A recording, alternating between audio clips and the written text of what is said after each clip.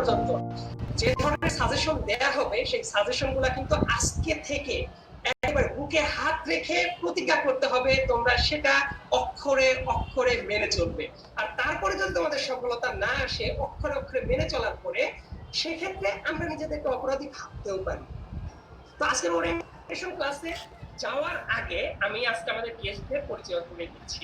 আমাদের আজকের orientation class এই যে ইউসিসি 35 বছর ধরে তিলে তিলে করে গড়ে উঠেছে, এর পেছনে ইউসিসির সবচেয়ে বড় যেটা বিশেষত্ব সেটা হলো ইউসিসি তিনটা পিলারের পর দাঁড়ানো। এই তিন পিলার আর কেউই নয়, তিন আপন সহোদর ভাই।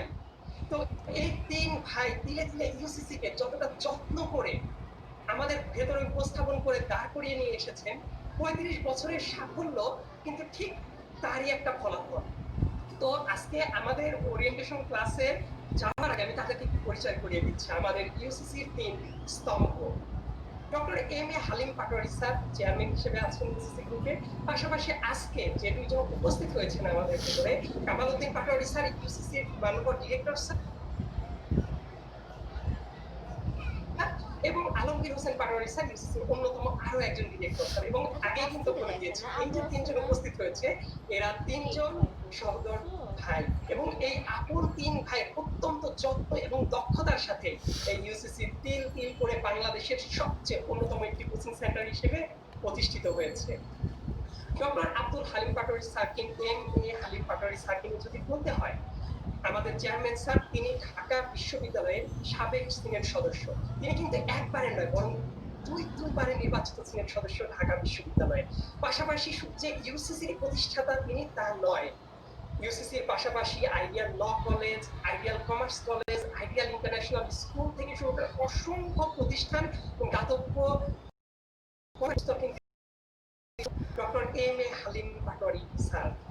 এম এ আব্দুল হালিম পাটোয়ারি স্যারের পাশাপাশি তার দুই ভাই অর্থাৎ আজকের ওরিয়েন্টেশন ক্লাসে আমরা আমাদের মাননীয় চেয়ারম্যান স্যার, তিনি বিশেষ একটি কারণে আজকের ওরিয়েন্টেশন ক্লাসে উপস্থিত হতে পারেননি, কিন্তু আজকের ওরিয়েন্টেশন ক্লাসে বাকি দুজনকে কিন্তু আমরা পাওয়ার জন্য গর্ব অনুভব করছি। কারণ তারা নানা ব্যস্ততার ভেতর থেকে আমাদের স্টুডেন্ট এবং গার্ডিয়ানের জন্য যে গাইডলাইনগুলো কথা বলতে আসবে সেটা কিন্তু শুধু আজকের জন্য নয়, বরং আজকের দিনে আমাদের স্বপ্নটার ভিত্তিপ্রস্তর স্থাপন করা হবে, যে স্বপ্নটা ধীরে ধীরে অনেক বড় হবে। আজকে যারা যারা তোমরা স্কুল কলেজ পার হয়ে কলেজে এইচএসসি পরীক্ষার সামনে দাঁড়িয়ে আছো, তোমরা কিন্তু একটা স্বপ্নের লেভেল থেকে আরেকটা স্বপ্ন ধরার জন্য উদ্গ্রীব হয়ে আছো। এই মধ্যবর্তী স্বপ্নের জায়গাটাতেই আমরা তোমাদের হাতটা ধরতে চাই। আমরা মোটেই ভুলে যাইনি তোমাদের এইচএসসি পরীক্ষা হয়নি, পুরো পৃথিবী যে জায়গায় অস্থির হয়ে গেছে এর পাশাপাশি তোমরা কিন্তু সবচেয়ে বেশি মানসিকভাবে কষ্টে আছো, কারণ তোমাদের এইচএসসি পরীক্ষা এখনো শুরু হয়নি। কিন্তু তারপরেও মাননীয় শিক্ষামন্ত্রী কিন্তু ইতিমধ্যে ঘোষণা দিয়ে দিয়েছে যে এবার অন্যান্য বারের মতো সময় পাবে না অ্যাডমিশন টেস্টের প্রস্তুতির জন্য। আমরা কিন্তু কোচিং হিসেবে বসে থাকিনি যে কবে এসএসসি পরীক্ষা শেষ হবে তারপর আমরা কোচিংটা শুরু করব। আমরা তোমাদের ওই আবেগের জায়গা থেকে, তোমাদের বাবা মায়ের ওই আবেগের জায়গা থেকে আমরা কিন্তু আমাদের মতো প্রস্তুতিটা শুরু করেছি, এবং ঠিক এমন ভাবে শুরু করেছি যাতে তোমাদেরকে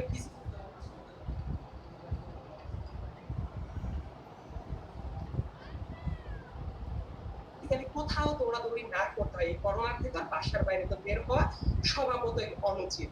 তো তোমরা ঘরে বসে থেকে জাস্ট তোমাদের ল্যাপটপ অথবা ফোনের স্ক্রিনে বসে আমাদের গাইডলাইনমূলক ক্লাস, পাশাপাশি আমাদের মূল ক্লাস সবগুলোই কিন্তু তোমরা রুমে বসে প্রস্তুতিটা নিতে পারবে, এবং এই প্রস্তুতিটা তোমাদের মূল যে প্রিপারেশন ভার্সিটি অ্যাডমিশন টেস্টে সেখানে তোমাদেরকে আমরা দৃঢ় এগিয়ে রাখবে। তো আজকের আলোচনা, মূল আলোচনা যখন শুরু হবে তার আগে আমাদের এই ওরিয়েন্টেশন ক্লাসে আমাদের প্রধানত আমরা যেটা চেষ্টা করি যে বিশ্ববিদ্যালয় ভর্তি পরীক্ষার প্রস্তুতিটা কিন্তু এমন না শুধু পড়াশোনা করবে আর পরীক্ষার হলে তোমার একটা রেজাল্ট চলে আসবে। তোমার যতই বিদ্যা বুদ্ধি থাক, সেটা কিভাবে ব্যবহার করতে হয় সেটা যদি তোমরা না জানো তাহলে কিন্তু আদৌ তোমাদের ওই কষ্টটাকে তোমরা ফলাফল আকারে হাতে পাবে না। এজন্য তোমাদের যেটা দরকার একটা টেকনিক্যাল নলেজ দরকার, বিকজ এই জায়গায় শুধু তোমরা ভালো পড়াশোনা করলেই হবে না, ভালো পড়াশোনার পাশাপাশি দরকার তোমাদের গাইডলাইন। তো বিগত দিনগুলোতে ইউসিসির ঐতিহ্য অনুসারে আমাদের যে ব্যক্তিটি দীর্ঘদিন ধরে এই টেকনিক্যাল ব্যাপারগুলো নিয়ে গবেষণা করছেন তিনি আমাদের আলমগীর হোসেন পাটোয়ারি পাটোয়ারি স্যার। আগেই কিন্তু পরিচয় করে দিয়েছি, তিনি আইডিয়াল ল কলেজের বর্তমান উপাধ্যক্ষ এবং ইউসিসির একজন অন্যতম পরিচালক। তো আলমগীর হোসেন পাটোয়ারি স্যার বিগত বছরের প্রশ্নাবলী থেকে শুরু করে বিভিন্ন পরীক্ষার টেকনিক্যাল সাইড এবং এই অ্যাডমিশন টেস্ট কাজের নরম এই ব্যাপারগুলো আলোচনা করেন। এবং যারা যারা স্টুডেন্ট আছো তাদেরকে আমরা বলবো, তোমরা হাতের কাছে যদি কাগজ কলম না থাকে অবশ্যই কাগজ কলমটা হাতে নিয়ে নাও, বিকজ এই জায়গাতে অনেকগুলো স্ট্যাটিস্টিক্স দেখানো হবে। তোমরা স্ক্রিনশট রাখতে পারো, পাশাপাশি এমন কোনো গুরুত্বপূর্ণ তথ্য থাকতে পারে যেটা আসলে কাগজে কলমে না লিখে রাখলে তোমরা তার গুরুত্বটা সঠিকভাবে অনুধাবন করতে পারবে না। তো আমি আর কাল বিলম্ব না করে আমাদের সবার ভেতরে আমন্ত্রণ জানানোর চেষ্টা করছি আমাদের ইউসিসি গ্রুপের অন্যতম একজন পরিচালক, আইডিয়াল ল কলেজে বর্তমান উপাধ্যক্ষ আলমগীর হোসেন পাটোয়ারি স্যারকে। আলমগীর হোসেন পাটোয়ারি স্যার, আপনি স্টুডেন্টদের ভেতরে এসে তাদের এই টেকনিক্যাল বিষয়গুলোতে হেল্প করবেন বলে আমরা আশা রাখি। আমি এই মুহূর্তে আমাদের সবার সামনে ডেকে নিব আলমগীর হোসেন পাটোয়ারি স্যারকে। Sir please.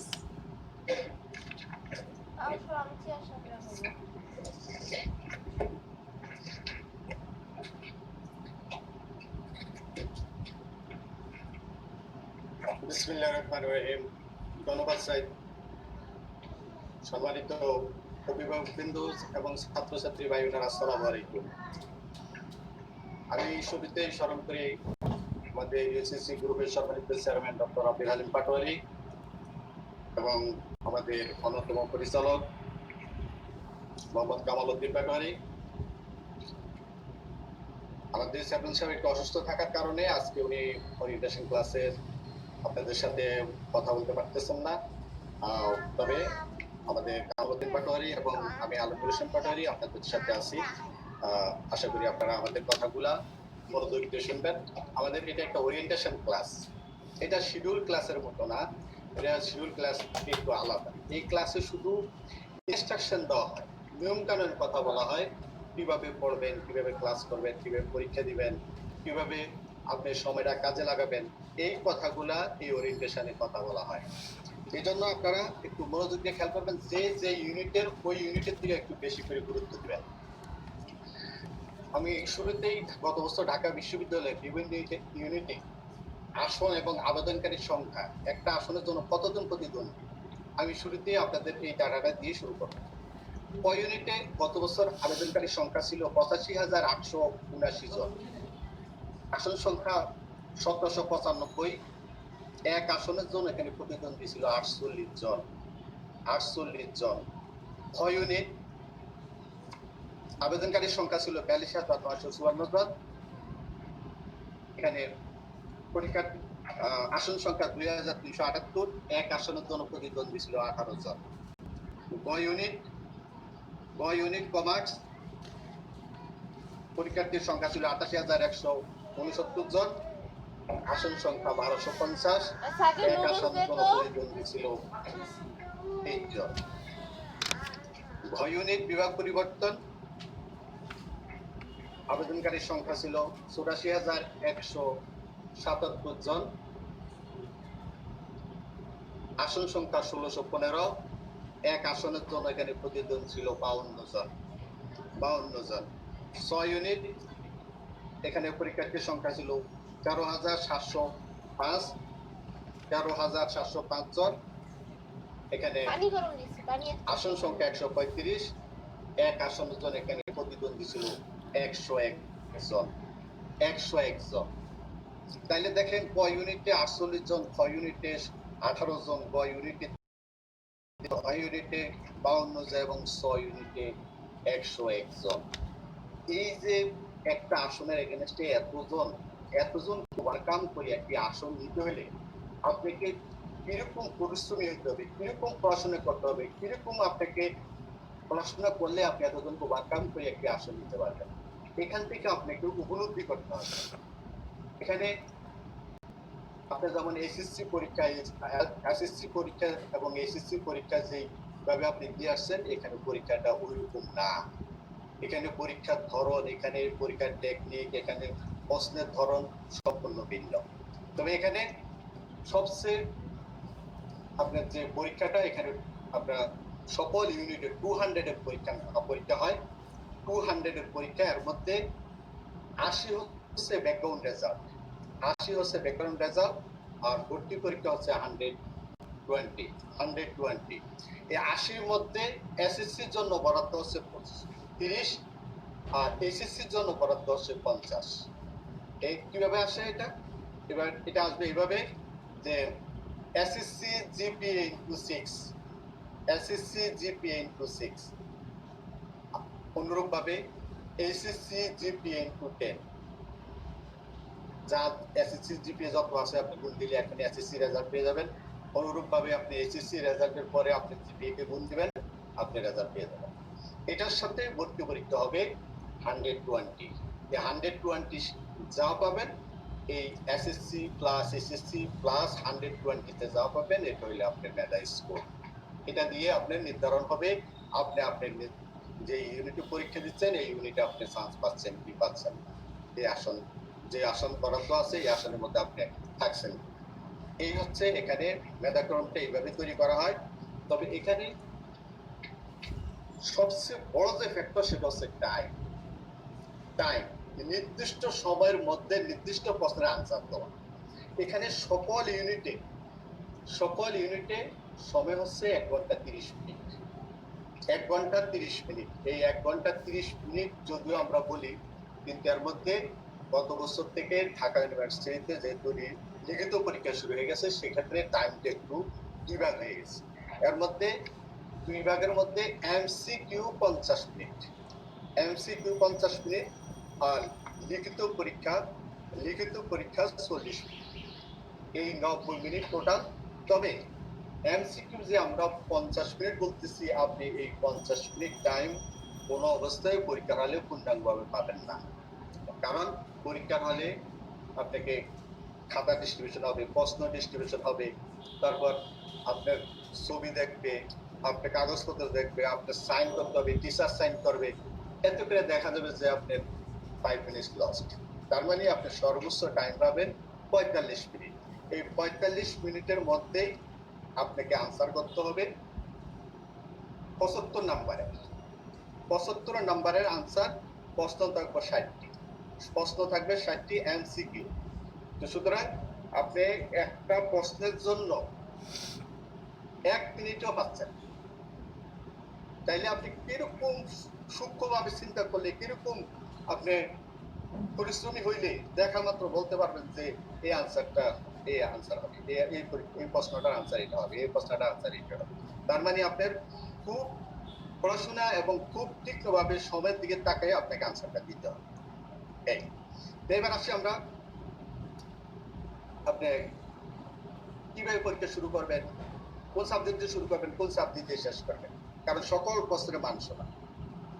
দ্বিতীয় হচ্ছে যে এখানে প্রশ্ন কি, এখানে আপনি কোন সাবজেক্টের কি থাকবে। এখানে ক ইউনিটে ফিজিক্স, কেমিস্ট্রি, বায়োলজি, ম্যাথ, এই 4টা যাদের আছে তারা এই 4টে আনসার করবে। যদি কারো বায়োলজি না থাকে তাহলে সে বায়োলজির পরিবর্তে বাংলা অথবা ইংলিশ আনসার করবে। যদি কারো ম্যাথ না থাকে তাহলে সে ম্যাথের পরিবর্তে বাংলা অথবা ইংলিশ আনসার করবে। যদি কারো বায়োলজিও নাই, ম্যাথও নাই, তাহলে সে বাংলা এবং ইংলিশ দুইটি আনসার করবে। তবে যদি কেউ ফিজিক্স, কেমিস্ট্রি, বায়োলজি এবং ম্যাথ থাকা সত্ত্বেও যদি কেউ বাংলা অথবা ইংলিশ আনসার করে, তাহলে তার কিছু সাবজেক্ট তার হাত ছাড়া হয়ে যাবে। সে যত ভালো রেজাল্টে করুক, কিন্তু তার কোনো অনেকগুলো সাবজেক্ট সে পাবে না। অনুরূপভাবে তাহলে কি কি সাবজেক্ট পাবে না খেয়াল করেন একটু। ম্যাথ আনসার না করলে যেসব বিষয়তে বঞ্চিত হবে।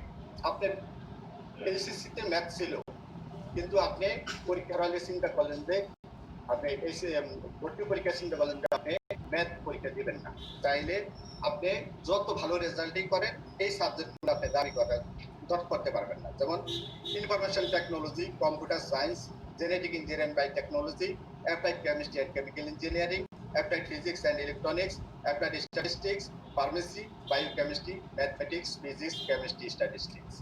এই 12টা সাবজেক্ট আপনি ম্যাথ আনসার না করলে দাবি করতে পারবেন। বায়োলজি আনসার না করলে যেসব বিষয়তে বঞ্চিত হবে, pharmacy, genetic engineering, biotechnology, microbiology, botany, zoology, fisheries, food and nutrition and biochemistry. যেসব বিষয়ের জন্য গণিত জীববিজ্ঞান বাধ্যতামূলক, pharmacy, genetic engineering and biotechnology এবং বায়োকেমিস্ট্রি। এই দিক সতর্ক থেকে আপনাদেরকে সিদ্ধান্ত নিতে হবে আপনি বাংলা আনসার করবেন না আপনার নিজস্ব যে সাবজেক্ট ছিল ওই সাবজেক্টে আনসার করবেন। অনেক সময় দেখা যায় যে আমরা পরীক্ষার হলে প্রশ্ন বাংলা ইংলিশের প্রশ্ন সহজ দেখে তখন স্টুডেন্টরা তখন তাৎক্ষণিকভাবে সিদ্ধান্ত চেঞ্জ করে ফেলে, কিন্তু চেঞ্জ করতে গিয়ে তখন এই যে সাবজেক্টগুলো হাতছাড়া হয়ে যাবে এই খবরটা তারা অনেকেই জানে না। তো এই জন্য আপনারা এই জিনিসগুলো একটু জেনে তারপর সিদ্ধান্ত নেবেন। যদি আপনি চেঞ্জ করেন তাইলে ওইভাবে প্রিপারেশনটা রাখবেন। এখন আসেন আপনি পরীক্ষাটা কি দিয়ে শুরু করবেন, কি দিয়ে শেষ করবেন। সেই ক্ষেত্রে আমাদের সাজেশন হচ্ছে আপনারা সহজ সাবজেক্ট দিয়ে আগে পরীক্ষা শুরু করবেন। সহজ সাবজেক্ট বলতে আমরা বোঝাচ্ছি সায়েন্সের ক্ষেত্রে বায়োলজি। বায়োলজি এখানে 15টা প্রশ্ন থাকবে, কারণ সকল প্রশ্নের মান সমান। এখানে বায়োলজি 15টা প্রশ্ন, সকল সাবজেক্টে 15টা করে, কিন্তু এখানে ফিজিক্স এবং ম্যাথ ম্যাক্সিমামে অঙ্ক থাকে। ম্যাক্সিমামে অঙ্ক থাকে, হয়তো 2-3টা হয়তো থিওরি থাকতে পারে, নাও থাকতে পারে। এই জন্য এই অঙ্কগুলো করতে গেলে দেখা যাচ্ছে যে সময়টা একটু বেশি লাগে। এই জন্য আপনি আগে সহজ সাবজেক্ট যদি আপনি পরীক্ষা দিয়ে টাইমটা কিছুটা সেভ করতে পারেন তাহলে আপনি এই ফিজিক্স এবং ম্যাথের মধ্যে কাজে লাগাতে পারবেন। এই জন্য আমরা সাজেস্ট করবো আপনারা শুরুতেই বায়োলজি পরীক্ষা দিয়ে দিবেন। বায়োলজি পরীক্ষা 15টা প্রশ্ন, সর্বোচ্চ 7 থেকে 8 মিনিট। এরপরে আপনি কেমিস্ট্রি পরীক্ষা দিবেন 7 থেকে 8 মিনিট। এরপরে আপনি ফিজিক্স ধরবেন, এরপরে কেমিস্ট্রি ধরবেন। তাহলে দেখা যাবে যে আপনার পরীক্ষাটা ভালো হয়েছে। আর যদি আপনি শুরুতেই ফিজিক্স ধরেন অথবা শুরুতেই ম্যাথ ধরেন তাহলে হয়তো দেখা যাবে কোনো অঙ্ক একবারে হবে, কোনো অঙ্ক 2 বার হবে, কোনো অঙ্ক 3 বারে হবে, কোনো অঙ্ক টোটালি হবে। এতে করে দেখা যাবে সময় নষ্ট হয়ে যাচ্ছে, কিন্তু আপনি লাস্টে দেখা যাবে আপনার টাইমের অভাবে আপনি পরীক্ষা শেষ করতে পারেন না, তখন আপনার পরীক্ষাটা খারাপ হয়ে যাবে। এই জন্য আপনারা খেয়াল করবেন, এইভাবে আপনারা পরীক্ষাটা দিতে হবে। আর এখানে সায়েন্সের ক্ষেত্রে যাদের টার্গেট যে আপনি applied physics, applied chemistry, biochemistry, pharmacy, computer science, IT, genetics, engineering, আপনি এই সমস্ত সাবজেক্ট পড়বেন, সেই ক্ষেত্রে আপনাকে খেয়াল করতে হবে 2টা কন্ডিশন। একটা কন্ডিশন হচ্ছে আপনাকে মেধাক্রম প্রথম দিকে থাকতে হবে। মেধাক্রমটা প্রথম দিকে থাকতে হবে, প্রথম 500 জনের মধ্যে থাকতে হবে। আর 2 নম্বর হচ্ছে আপনাকে ভর্তি পরীক্ষায়, এবং ভর্তি পরীক্ষায় আপনাকে প্রথম দিকে থাকতে হবে 500 জনের মধ্যে, এবং যেই সাবজেক্ট আপনি পড়তে চান ওই সাবজেক্টে আপনার রিকোয়ারমেন্ট মার্কস পেতে হবে। এই 2 কন্ডিশন ফুলফিল হইলে আপনি ওই সাবজেক্ট পাবেন। আর আরেকটা হচ্ছে যে আপনার এসএসসি এবং এইচএসসি প্লাস ভর্তি পরীক্ষায় এই 3টায় যদি আপনি 160-এর উপরে না পান তাহলে আপনি এই ভালো ভালো সাবজেক্টগুলো দাবি করতে পারবেন। অর্থাৎ applied physics, applied chemistry, biochemistry, pharmacy, computer science, IT, genetic engineering, এই সাবজেক্টগুলো হাতছাড়া হয়ে যাবে। এছাড়া বাকি সাবজেক্টগুলো আপনি তখন পাবেন। এই জন্য আপনারা খেয়াল করে এইভাবে পরীক্ষা দিবেন যাতে করে আপনি এই ভালো সাবজেক্ট করতে পারেন।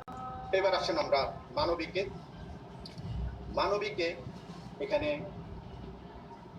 আবেদনের জন্য শর্ত হচ্ছে এখানে 7 থাকলে এখানে পরীক্ষা দেওয়া যাবে, 7 থাকলে আবেদন করা যাবে 7। আর ভর্তি পরীক্ষা এখানে বাংলা, ইংলিশ, সাধারণ জ্ঞান এবং বেসিক নলেজ। বেসিক নলেজ কি? বেসিক নলেজ আছে বাংলা, ইংলিশ বাদ দিয়ে অর্থনীতি, পরিনীতি, ইতিহাস, ভূগোল, ধর্ম, এই সাবজেক্ট রিলেটেড কোশ্চেন, এই সাবজেক্ট রিলেটেড কোশ্চেন, এগুলো হচ্ছে বেসিক নলেজ। যেমন বেসিক নলেজের বিগত বছরের কোশ্চেনের ধরন ছিল এইরকম যে ধরন ছিল এরকম, সবচেয়ে ছোট সূরা, পবিত্র কোরআনের সবচেয়ে ছোট সূরার নাম কি, ছোট সূরা কোনটি।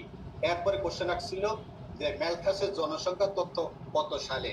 এরপরে কোশ্চেন আসছিল রিগার্ডোর খাজনা তথ্য প্রবর্তিত হয় কত সালে। এরপরে কোশ্চেন আসছিল আগরতলা ষড়যন্ত্র মামলার আসামির সংখ্যা কত।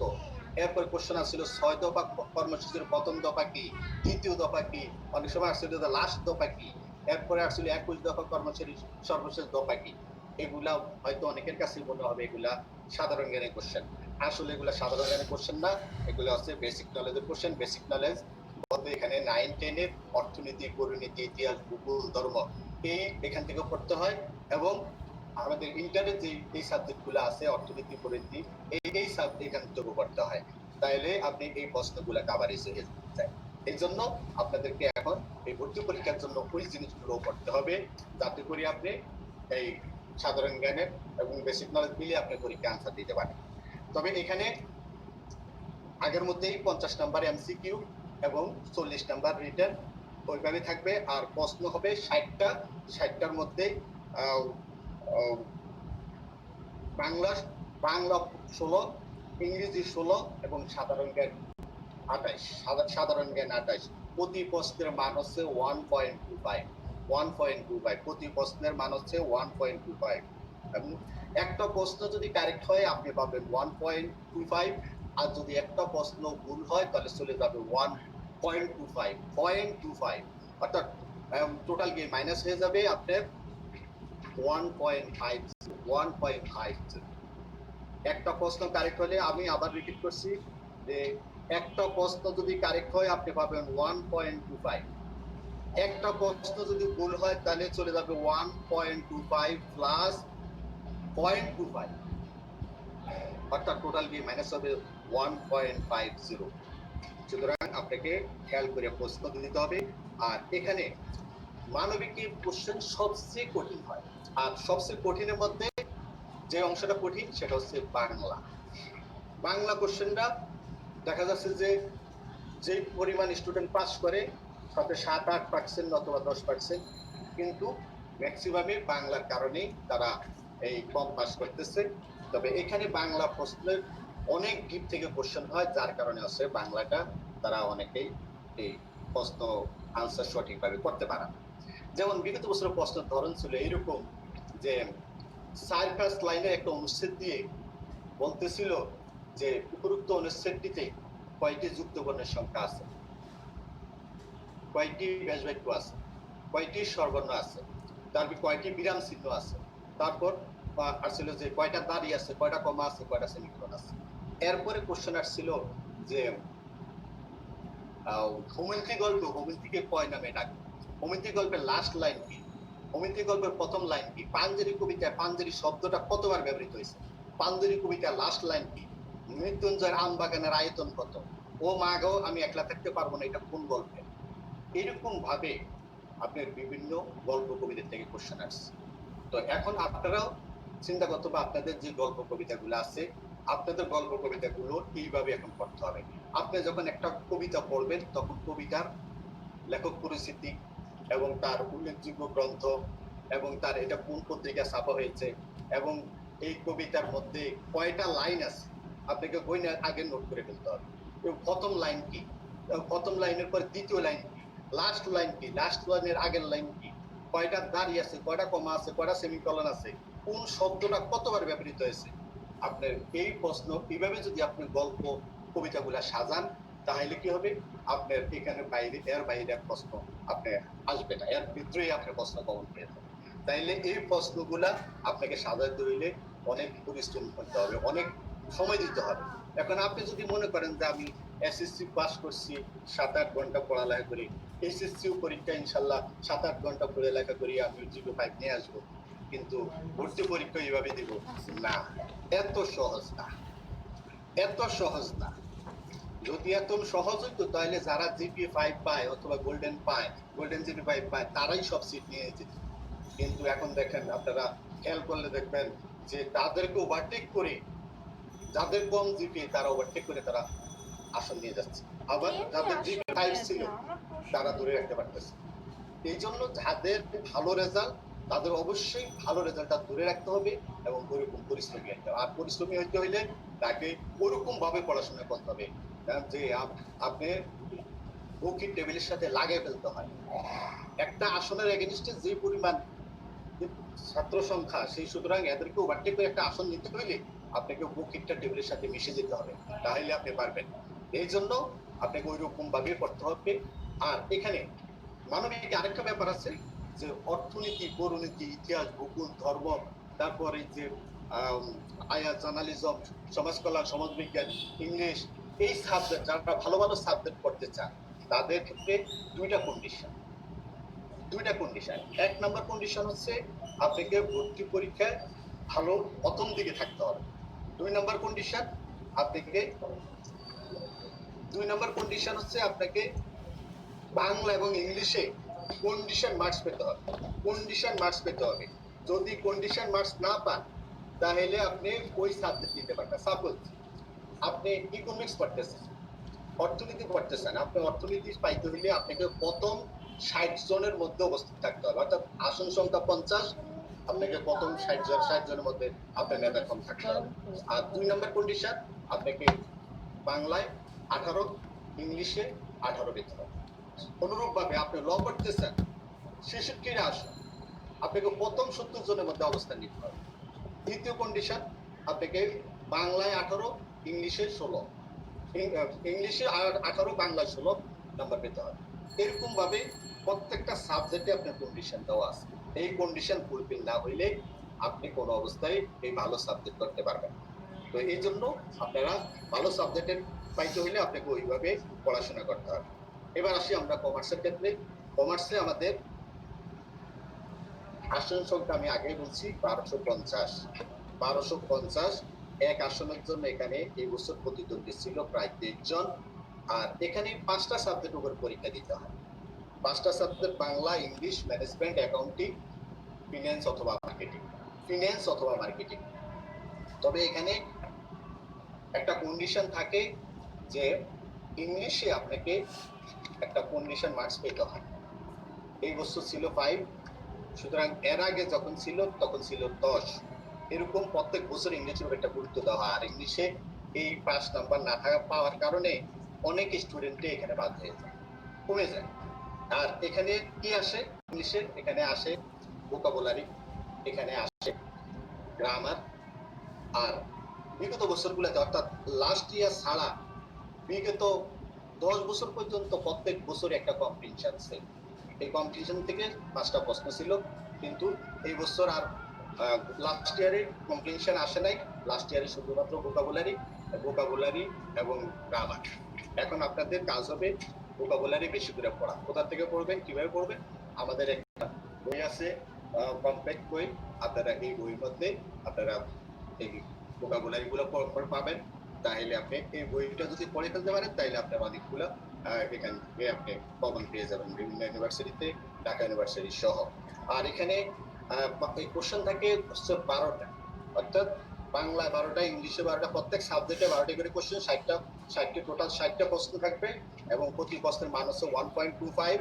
আর লিখিত পরীক্ষা হচ্ছে 45 নাম্বার, কিন্তু আপনার 40 মিনিটের মধ্যে আপনাকে শেষ করতে হবে। 40 মিনিটের মধ্যে। তো এখানে সবচেয়ে ভালো সাবজেক্ট হচ্ছে এখানে ফিনান্স, অ্যাকাউন্টিং। যার কারণে কি হচ্ছে, এই সাবজেক্টগুলো যদি আপনাকে নিতে হয় তাহলে আপনাকে প্রথম 200 জনের মধ্যে অবস্থান নিতে হবে, অর্থাৎ 2 থেকে 300-র মধ্যে অবস্থান নিতে হবে। কমার্স ফ্যাকাল্টিতে মোট হচ্ছে 9টা সাবজেক্ট।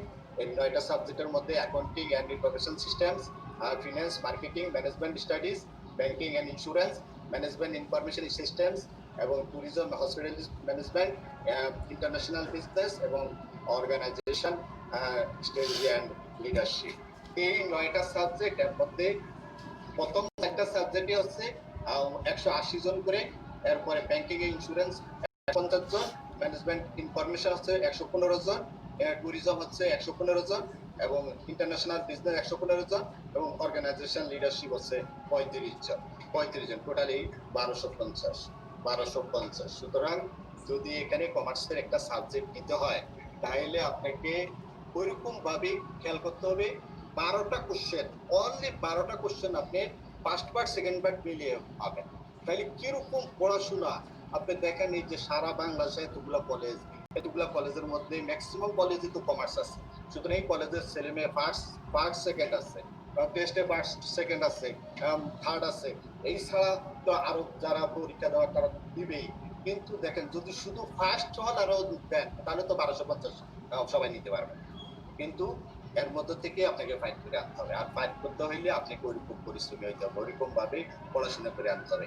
এখানে একটা প্রশ্ন যদি কারেক্ট হয়, আমি আবারও বলছি, একটা প্রশ্ন যদি কারেক্ট হয় আপনি পাচ্ছেন 1.25। আর যদি, তার মানে আপনি কমপক্ষে 500 স্টুডেন্ট অ্যাডভান্স হয়ে যাবে যদি একটা প্রশ্ন আপনি শুদ্ধভাবে আনতে পারেন পরীক্ষার হলে।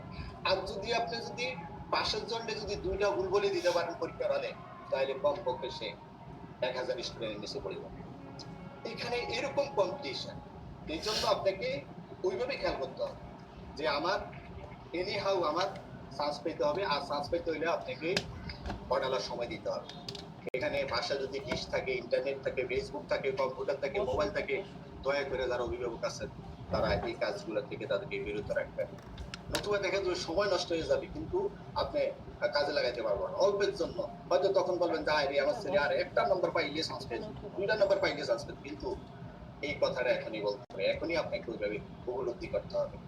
এখন সরকারি ইউনিভার্সিটিতে চান্স পাওয়া যে যেই ভাবে আপনি পারবেন, প্রাইভেট ইউনিভার্সিটিতে আপনি তখন দেখা যাবে যে আপনাকে 8 থেকে 10 লাখ টাকা আপনাকে গুনতে হবে, কিন্তু তখন আর পারবেন না। অনুরূপভাবে আমরা ডি ইউনিটের কথা বলবো। ডি ইউনিট হচ্ছে একজন স্টুডেন্ট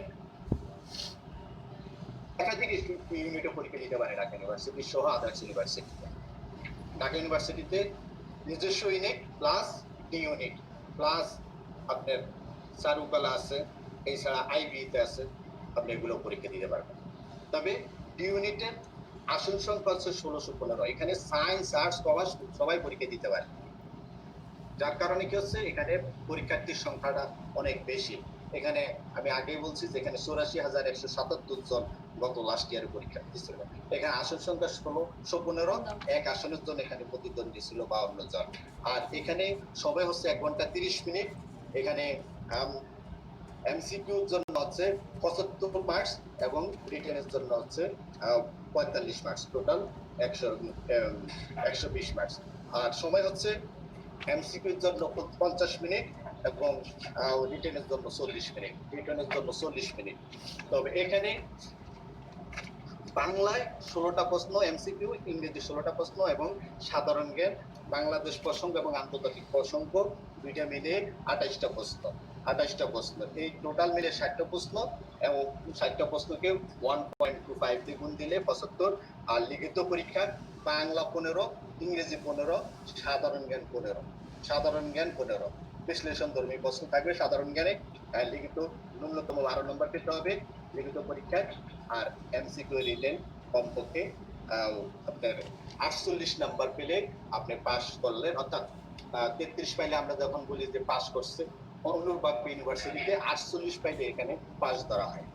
আর ডি ইউনিটের একটা জিনিস হচ্ছে কি, এখানে সবাই পরীক্ষা দেয়, কিন্তু সবাই আসলে পড়ালেখা করে পরীক্ষা দেয় সংখ্যাটা খুব কম। অর্থাৎ অনেকে মনে করে যে একটা সুযোগ আছে পরীক্ষাটা দিয়ে দিই, কিন্তু আসলে পুরো পড়াশোনা করে পরীক্ষা দেওয়া হয়তো 10 থেকে 15% স্টুডেন্ট, বাকিরা আসলে দেওয়ার জন্য দেয়। আর এই ছাড়াও এই ডি ইউনিটে অনেক অনেক সায়েন্সের স্টুডেন্টরা পরীক্ষা দেয়। যারা মেডিকেল পরীক্ষার্থী তারাও এখানে ডি ইউনিটে প্রিপারেশন রাখে। কারণ হচ্ছে কি, মেডিকেলের একটা কন্ডিশন আছে যে বাংলা, ইংলিশ, সাধারণ জ্ঞান মিলিয়ে তাদের 25 নাম্বার থাকে। যার কারণে কি হচ্ছে, ওই সাধারণ জ্ঞানের জন্য এবং ইংলিশের জন্য অনেকে এসে আমাদের এখানে কোচিং করে। তো যার কারণে তাদের এখানে যদি তারা 25 পেয়ে যায়, তখন তাদের মেডিকেলের চান্সটা সহজ হয়ে যায়। আর এই ছাড়াও আপনি যখন আদার্স ইউনিভার্সিটিতে পরীক্ষা দিতে যাবেন, তখন কিন্তু আপনি এই সাধারণ জ্ঞান দরকার হবে। যেমন আপনি জাহাঙ্গীরনগরে পরীক্ষা দিতে যান, জাহাঙ্গীরনগরের সিস্টেম হচ্ছে বাংলা, ইংলিশ, আর হচ্ছে বাংলা, ইংলিশ, বাংলা 10, ইংলিশে 10 এবং সাধারণ যেই সাবজেক্ট পরীক্ষা দিবেন ওই সাবজেক্টে 80।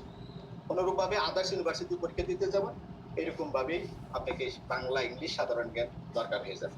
এই জন্য আপনাকে সাধারণ জ্ঞানের জন্য প্লাস এই ইউনিটের জন্য আপনি অবশ্যই ইউনিটটা প্রিপারেশন রাখবেন। তাইলে আপনাদের যদি কোনো কারণে একটা নিজের ইউনিটে অ্যাক্সিডেন্ট হয়ে যায়, তাহলে আপনি ওই ইউনিট দিয়ে একটা চান্স নিতে পারবেন।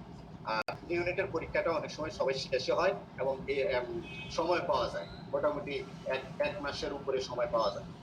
আর আমাদের এখানে পরীক্ষার সিস্টেম হচ্ছে ক্লাস সিস্টেম আমাদের সপ্তাহে 4 থেকে 5 দিন ক্লাস হয় এবং প্রতি ক্লাসে আপনাকে একটা লেকচার শিট করে দেওয়া হবে। একটা লেকচার শিট বলে হচ্ছে 20 থেকে 24 পেজ।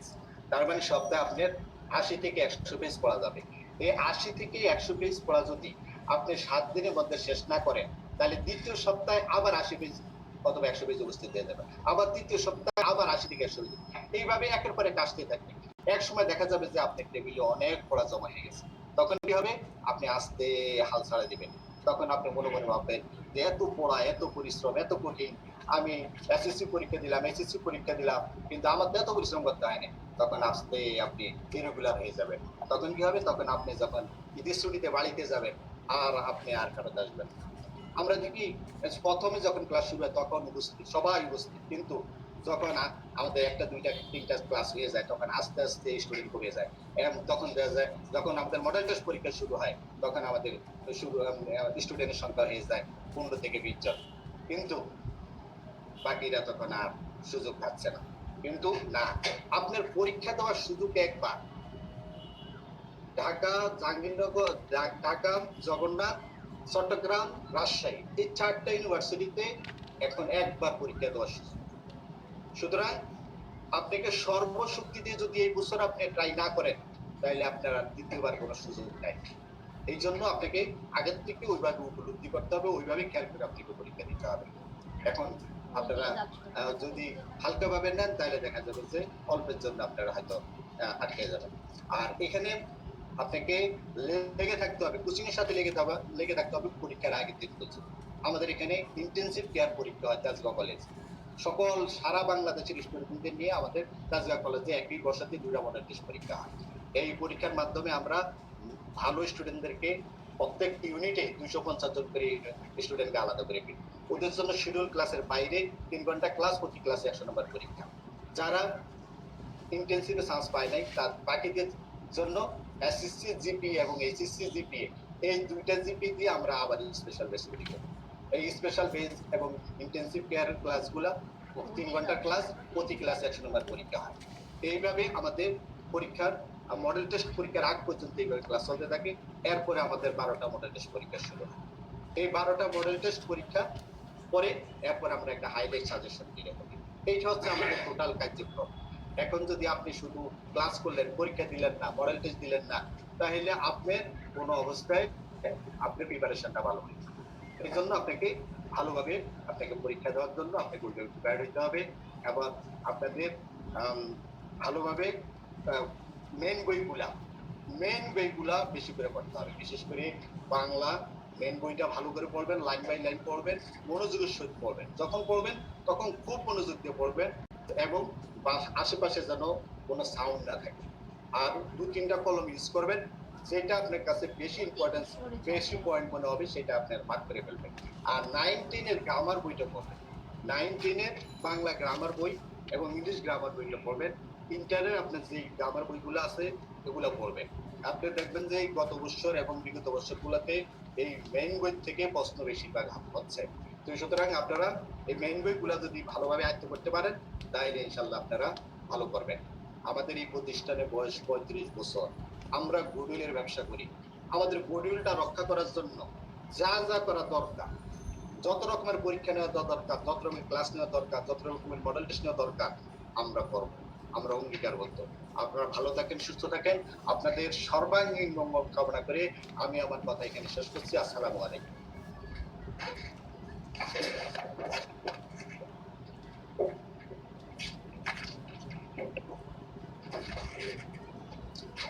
ধন্যবাদ আলমগীর হোসেন পাটোয়ারি স্যারকে। তো আমি প্রথম থেকে কমেন্ট বক্সে একেবারে ওরিয়েন্টেশন ক্লাসটা যখন শুরু হয় আমি দেখছিলাম। তো আমি খুবই খুশি হয়েছি একটা জিনিস দেখে যে আমাদের যারা প্রাক্তন শিক্ষার্থী আছে তারাও অনেকে দেখলাম আজকে লাইভ ক্লাসে যোগ দিয়েছে এবং তাদের কমেন্টগুলো অনেকেই নাম মেনশন করে করে কমেন্ট করছে যে কামাল স্যার কই, কামাল স্যার কই। তো কামাল স্যার কই একটু পরে তোমরা নিজেরাই তোমাদের সামনে দেখতে পারবে। তো কমেন্ট সেকশনে আরেকটা যেটা সবচেয়ে জনপ্রিয় কোশ্চেন ছিল সেটা কি, এইচএসসি পরীক্ষা কবে হবে। তো এইচএসসি পরীক্ষা কবে হবে সেটা তোমরাও যেমন জানো না, আমরাও স্পেসিফিক বলতে পারি না। এইচএসসি পরীক্ষায় করোনা পরিস্থিতি শেষ হওয়ার পরেই হয়তো হবে এবং তারপরেই তোমাদের অ্যাডমিশন টেস্টের মূল যে ক্লাসগুলো আমাদের ইউসিসির অনলাইন ক্লাসের পাশাপাশি তখন কিন্তু মূল ক্লাসও হবে। কমেন্ট সেকশনে এর ভেতরে কিন্তু অনেক গুরুত্বপূর্ণ কথা হচ্ছিল। এর ভেতরে আমরা কিন্তু কমেন্ট বক্সে অনেককেই দেখেছি যে নানা ধরনের মন্তব্য করছো। তো তোমাদের জ্ঞাতার্থে ছোট্ট করে একটি কথা বলি। তো এখন দুনিয়াটাকে না অনেক বেশি রঙিন মনে হচ্ছে। কারণ তোমরা এসএসসি তে অনেকেই গোল্ডেন পেয়েছো, এইচএসসি প্রিপারেশন ভালো, তোমাদের একটা পরীক্ষা আছে। তোমরা কোন কলেজে নানা কলেজের বিভিন্ন উঠে এসেছো। বাট একটু ছোট্ট করে নিজেকে একটু প্রশ্ন করতে শেখো। আর কয়েকটা দিন পরে তোমাদের পরিচয়টা কি হবে? তোমাদের কিন্তু স্কুলের পরিচয় থাকবে না, কলেজের পরিচয় থাকবে না। সো তখন পর্যন্ত তোমাদের আইডেন্টিটিটা কি হবে? ওই যে আইডেন্টিটি, ওই আইডেন্টিটিটার জন্যই কিন্তু আমরা ইউসিসি তোমাদের পাশে আছি। এবং তোমাদের ওই স্বপ্নের বীজটা বুনে দেওয়ার জন্যই আমরা তোমাদের যে পাশে আছি তার একটা ছোট্ট প্রমাণ বলে দিই। প্রমাণ ছাড়া তো তোমরা অনেক ক্ষেত্রে মনে করতেই পারো এই ধরনের কথা তো সবাই বলে। আমরা শিক্ষা জীবন শুরু হওয়া থেকেই শুনে আসছি। ভাইয়া দেখো, অ্যাডমিশন টেস্টে বিগত বছরের যে প্রশ্ন তোমাদের কাছে পৌঁছে দেওয়া হবে ইউসিসি থেকে, ঠিক সেই প্রশ্নগুলো যখন একটু মিলিয়ে নিবে, পড়াশোনার সাথে এতদিন যেভাবে পড়াশোনা করেছো তার সাথে বিস্তর ফারাক। এবং ইতিমধ্যে নিশ্চয়ই ইউসিসি টিচারদের তোমরা ক্লাসও করে ফেলেছো। তো তোমরা আমরা শুধুমাত্র দিচ্ছি, ব্যাপারটা এমন না। তোমাদের এই ক্লাস আমাদের কিন্তু আছে। এবং শুধুমাত্র ক্লাস না, আমরা কিন্তু পারতাম অনলাইনে প্রতিদিন এসে 4টা করে পড়িয়ে চলে যেতে। কিন্তু তার আগে দেখো, শুধুমাত্র দেখো একটা জাহাজ পাঞ্জেরি ছাড়া যেমন কোনোদিন তুলে ভিড়তে পারে না, আমাদের কাছেও মনে হয়েছে শুধুমাত্র লেকচার শিট ক্লাস এগুলো যথেষ্ট না, তোমাদের জন্য একটি গাইডলাইন দরকার। এবং আজকে গাইডলাইনটা দেওয়ার পরে আমরা কিন্তু 7 তারিখ থেকে আমাদের মূল ক্লাসে চলে যাচ্ছি। অর্থাৎ সেই ক্লাসের আগে তোমাদের যে গাইডলাইনটা দরকার ছিল আজকে তোমরা পেয়ে যাবে। এবং আজকের ক্লাসটা যারা যারা করছো তাদেরকে আমি আবার বলি, তোমরা কিন্তু নিজ নিজ টাইম লাইনে আজকের ক্লাসটি শেয়ার করে রাখতে পারো। কেন শেয়ার করে রাখবে? তার কারণ অনেক গুরুত্বপূর্ণ কথা কিন্তু আসতে পারে যেগুলো তোমাদের পড়াশোনার জন্য দরকার হবে। সো নিজ নিজ টাইম লাইনে শেয়ার করো। আর ছোট্ট করে আরেকটা কথা মনে করিয়ে দিচ্ছি, যেটা আমি একেবারে শুরুতে মনে করিয়ে দিয়েছিলাম, আজকের ক্লাসটা শুধুমাত্র শিক্ষার্থীদের জন্য নয়। আজকের ক্লাসটি করার আগে এখন নিজেদের গার্ডিয়ানকে আজকের স্ক্রিনের সামনে অ্যাড করনি, তাদের অনুগ্রহপূর্বক করবো তোমাদের অভিভাবক যারা আছেন তাদেরকে স্ক্রিনের সামনে নিয়ে আসো, ক্লাসটা একসাথে করো। এর উপকারটা যদি না হয় ঠিক আছে, ধরে নিলাম কি পাবে আমরা বলছি না, উপকারটা বুঝতে পারবে ক্লাসটা যারা 100% মনোযোগ দিয়ে করতে পারবে। আর যারা বিভিন্ন রকম কমেন্ট করছে আমরা দেখছি, কিন্তু আমাদের অসংখ্য সিরিয়াস স্টুডেন্ট ক্লাস করছে। একটা স্টুডেন্ট যদি ক্লাস করে তার জন্য আমরা ইউসিসি সব সময় থাকবো। তো আমরা কাল বিলম্ব না করে আমাদের সেই ব্যক্তিকে আমন্ত্রণ জানাচ্ছি যার দ্বারা বাংলাদেশের শতাধিক শাখায় বিভিন্ন ভাবে যিনি একচ্ছত্র ভাবে নিয়ন্ত্রণ করছেন, তার একক গাইডলাইনে হাজার হাজার শিক্ষার্থী আলোর দুয়ারে পৌঁছে যাচ্ছে। এবং একই সাথে বলি, আজকে আমরা যেমন করোনা পরিস্থিতির কারণে স্ক্রিনের সামনে চলে এসেছি, এই বছরই কিন্তু 50টা ওরিয়েন্টেশন হয়ে গেছে, কখনো ঢাকায়, কখনো রাজশাহী, খুলনা, রংপুর, চিটাগাং, মাদারীপুর থেকে শুরু করে গাজীপুর, প্রত্যেকটা বড় বড় জেলায় কিন্তু আমাদের ওরিয়েন্টেশন ক্লাসটা হয়ে গেছে। তো যারা এই ঘরে বসে আজকে ওরিয়েন্টেশন ক্লাসটা করতে পারছো, আমি বলবো তোমরা কিন্তু একদিক থেকে অনেকটা লাকিও, বিকজ ঘরে বসে সিম্পল একটা ল্যাপটপ বা ফোনের স্ক্রিনে বসে এই ওরিয়েন্টেশন ক্লাসটা তোমরা করতে পারছো। এই সময় সদ্ব্যবহার করো এবং আজকের এই স্বপ্নের বীজটাকে ধরে রেখে তোমরা সফল একজন মানুষ হিসেবে তোমাদের কাঙ্ক্ষিত লক্ষ্যে পৌঁছে যাও, সেই আহ্বান রেখে আমি আমন্ত্রণ জানাচ্ছি আজকের ওরিয়েন্টেশন ক্লাসে মূল স্পিকার আলহাজ কামাল উদ্দিন পাটোয়ারি স্যারকে। Sir please.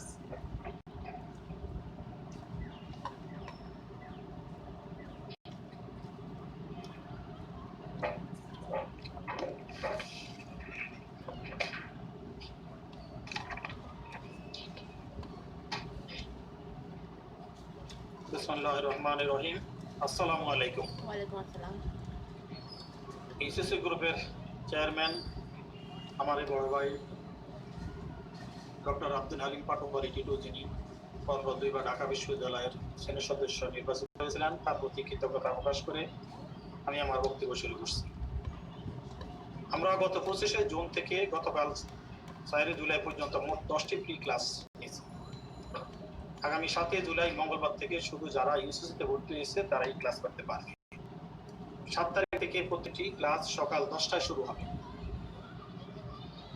শুরু হয়ে 12টায় শেষ হবে। ক্লাসের শিডিউল আজকের অনলাইন ক্লাস শেষে আমি জানিয়ে দেব। আরেকটি স্পেশাল ক্লাস আমরা রাখছি সেটা হলো আগামীকাল রাত 8টায় আমরা যে ক্লাসটা দিতে পারি নাই, এই ক্লাসটা হলো এটা সবার জন্য উন্মুক্ত, ইন্টারমিডিয়েট এসএসসি ইংলিশ ফার্স্ট পেপারের উপর স্পেশাল ক্লাস।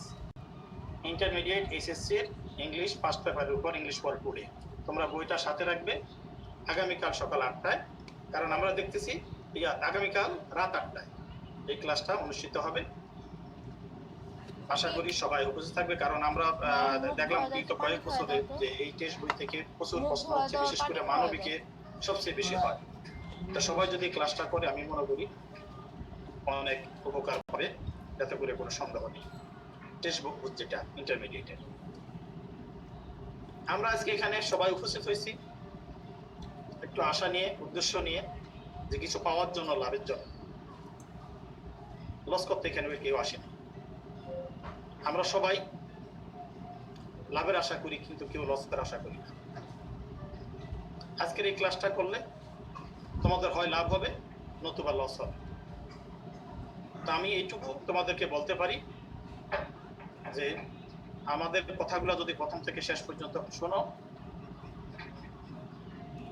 আমাদের কথাগুলো যদি তোমরা সবচেয়ে মনোযোগ দিয়ে দাও প্রথম থেকে শেষ পর্যন্ত, তাহলে আশা করি তোমাদের লাভ না হোক কিন্তু লস হবে না, এইটুকু নিশ্চিত। ওরিয়েন্টেশন এর একটা গাইডলাইন, যে কোনো মানুষের যে কোনো কাজের একটা গাইডলাইন লাগে। গাইডলাইন ছাড়া সবকিছু অসল। গাইডলাইন থাকে, গাইডলাইন কিসে লাগে না, গাইডলাইন থাকে না অ্যাক্সিডেন্টে, গাইডলাইন থাকে না কেউ মারা গেলে, যে অবস্থা থাকে ওই অবস্থায় দৌড়ানো, বাকি সব কাছে গাইডলাইন লাগে। যারা ওরিয়েন্টেশন করছে আমি তাদেরকে মনে করি তারা অনেক সচেতন এবং তারা অনেক দূর এগিয়ে গেছে। যারা করে নাই তাদেরকে আমি অন্ধের সাথে তুলনা করি। যেমন অন্ধ মানুষ হাঁটতে পারে, খাইতে পারে, ঘুমাইতে পারে, পড়তে পারে, কিন্তু কোনো কাজে স্পিড দিতে পারে না, দৌড় দিতে পারে না। আর এখানে কিসের খেলা? দৌড়ের খেলা, স্পিরিটের খেলা। এই দৌড়ের স্পিরিটের খেলায় যারা জয়ী হইতে পারে তারাই এখানে বুয়েট মেডিকেল বিশ্ববিদ্যালয় যেতে পারে। তবে এখানে কিছু গড গিফটেড মেধা আছে থাকে, তাদের আমি মনে করি তাদের কোচিংও আসার দরকার নাই, তাদের আমাদের এই কথাগুলো তাদের শোনার প্রয়োজন আমি মনে করি না। গড গিফটেড মেধা সব জায়গায় থাকে এবং তাদের কথা ভিন্ন। যারা বুয়েট মেডিকেল বিশ্ববিদ্যালয়ে পরীক্ষা দিবে আমি মনে করি তাদের একটা টেনশন থাকা উচিত এবং এই জগৎটা চেনা উচিত। টেনশন, ডাক্তারের কাছে গেলে ডাক্তার বলে টেনশন করবেন, আর আমাদের কাছে আসলে আমরা বলি টেনশন কত করবেন, যত করবেন তত লাভ। এই টেনশন করলেই এখানে একজন স্টুডেন্ট প্রথম থেকে শেষ পর্যন্ত উতরে যাওয়ার সম্ভাবনা থাকে। আমরা এখানে আজকে তোমরা যারা এখানে উপস্থিত আছো, বিশ্ববিদ্যালয় ভর্তি টেনশন নিয়ে যারা আজকের এই লাইভ ক্লাস অংশগ্রহণ করছো, আমি তাদের সবাইকে ধন্যবাদ জ্ঞাপন করে শুরু করছি। এখানে এসএসসি পরীক্ষাটা এখনো হয়নি, তাই এখানে একটা গ্যাপ কাজ করতেছে, একটা অনিশ্চয়তা কাজ করতেছে যে এখন আমরা পরীক্ষা দিলাম না, পাশ করলাম না, আমাদের ভর্তি যুদ্ধ নিয়ে এত কথা, এত ভয়, এত কিছু, এটা স্বাভাবিকভাবে চলে আসে। এবার পরীক্ষা যখনই হোক, পরীক্ষা 1 মাস পরে হোক, 2 মাস পরে হোক, 6 মাস পরে হোক, যখনই হবে তার পরীক্ষা হওয়ার পরে যে সময় পাওয়া যাবে না এটুকু নিশ্চিত। তাই সচেতন স্টুডেন্ট যাদের প্রয়োজন আছে যে আমি বুয়েট মেডিকেল বিশ্ববিদ্যালয়ে ভালো ভালো জায়গায় পড়বো, আমার লাইফ অন্যভাবে তৈরি হবে, তাদের অবশ্যই এখন এই সুযোগে আমি মনে করি এই করোনা তাদেরকে সুযোগ করে দিয়েছে যে অন্তপক্ষে একটা টাইম পেয়েছে। কারণ আমরা অন্য সময় দেখছি এসএসসি পরীক্ষার পরে তেমন একটা সময় সব সময় তেমন একটা থাকে না, এবার তো আরো কম থাকবে। তাই ওই সময়টা যদি তারা এখন থেকে, কারণ ইন্টারনেট তো সিলেবাসটা পড়তে স্টুডেন্টরা এখন হাঁপিয়ে উঠছে, তাদের বই একদম পড়তে তারা নষ্ট করে ফেলছে, তারপরও তারা ওটার উপরে আছে। কিন্তু আমাদের কিছু স্টুডেন্ট আছে যারা গত নভেম্বর, ডিসেম্বর, জানুয়ারি, ফেব্রুয়ারিতে ভর্তি হয়েছে এবং তাদের ক্লাস আমরা প্রতি সপ্তাহে একদিন করে প্রায় মার্চের 16 তারিখ পর্যন্ত আমরা এই ক্লাসগুলো চালিয়ে রাখছিলাম।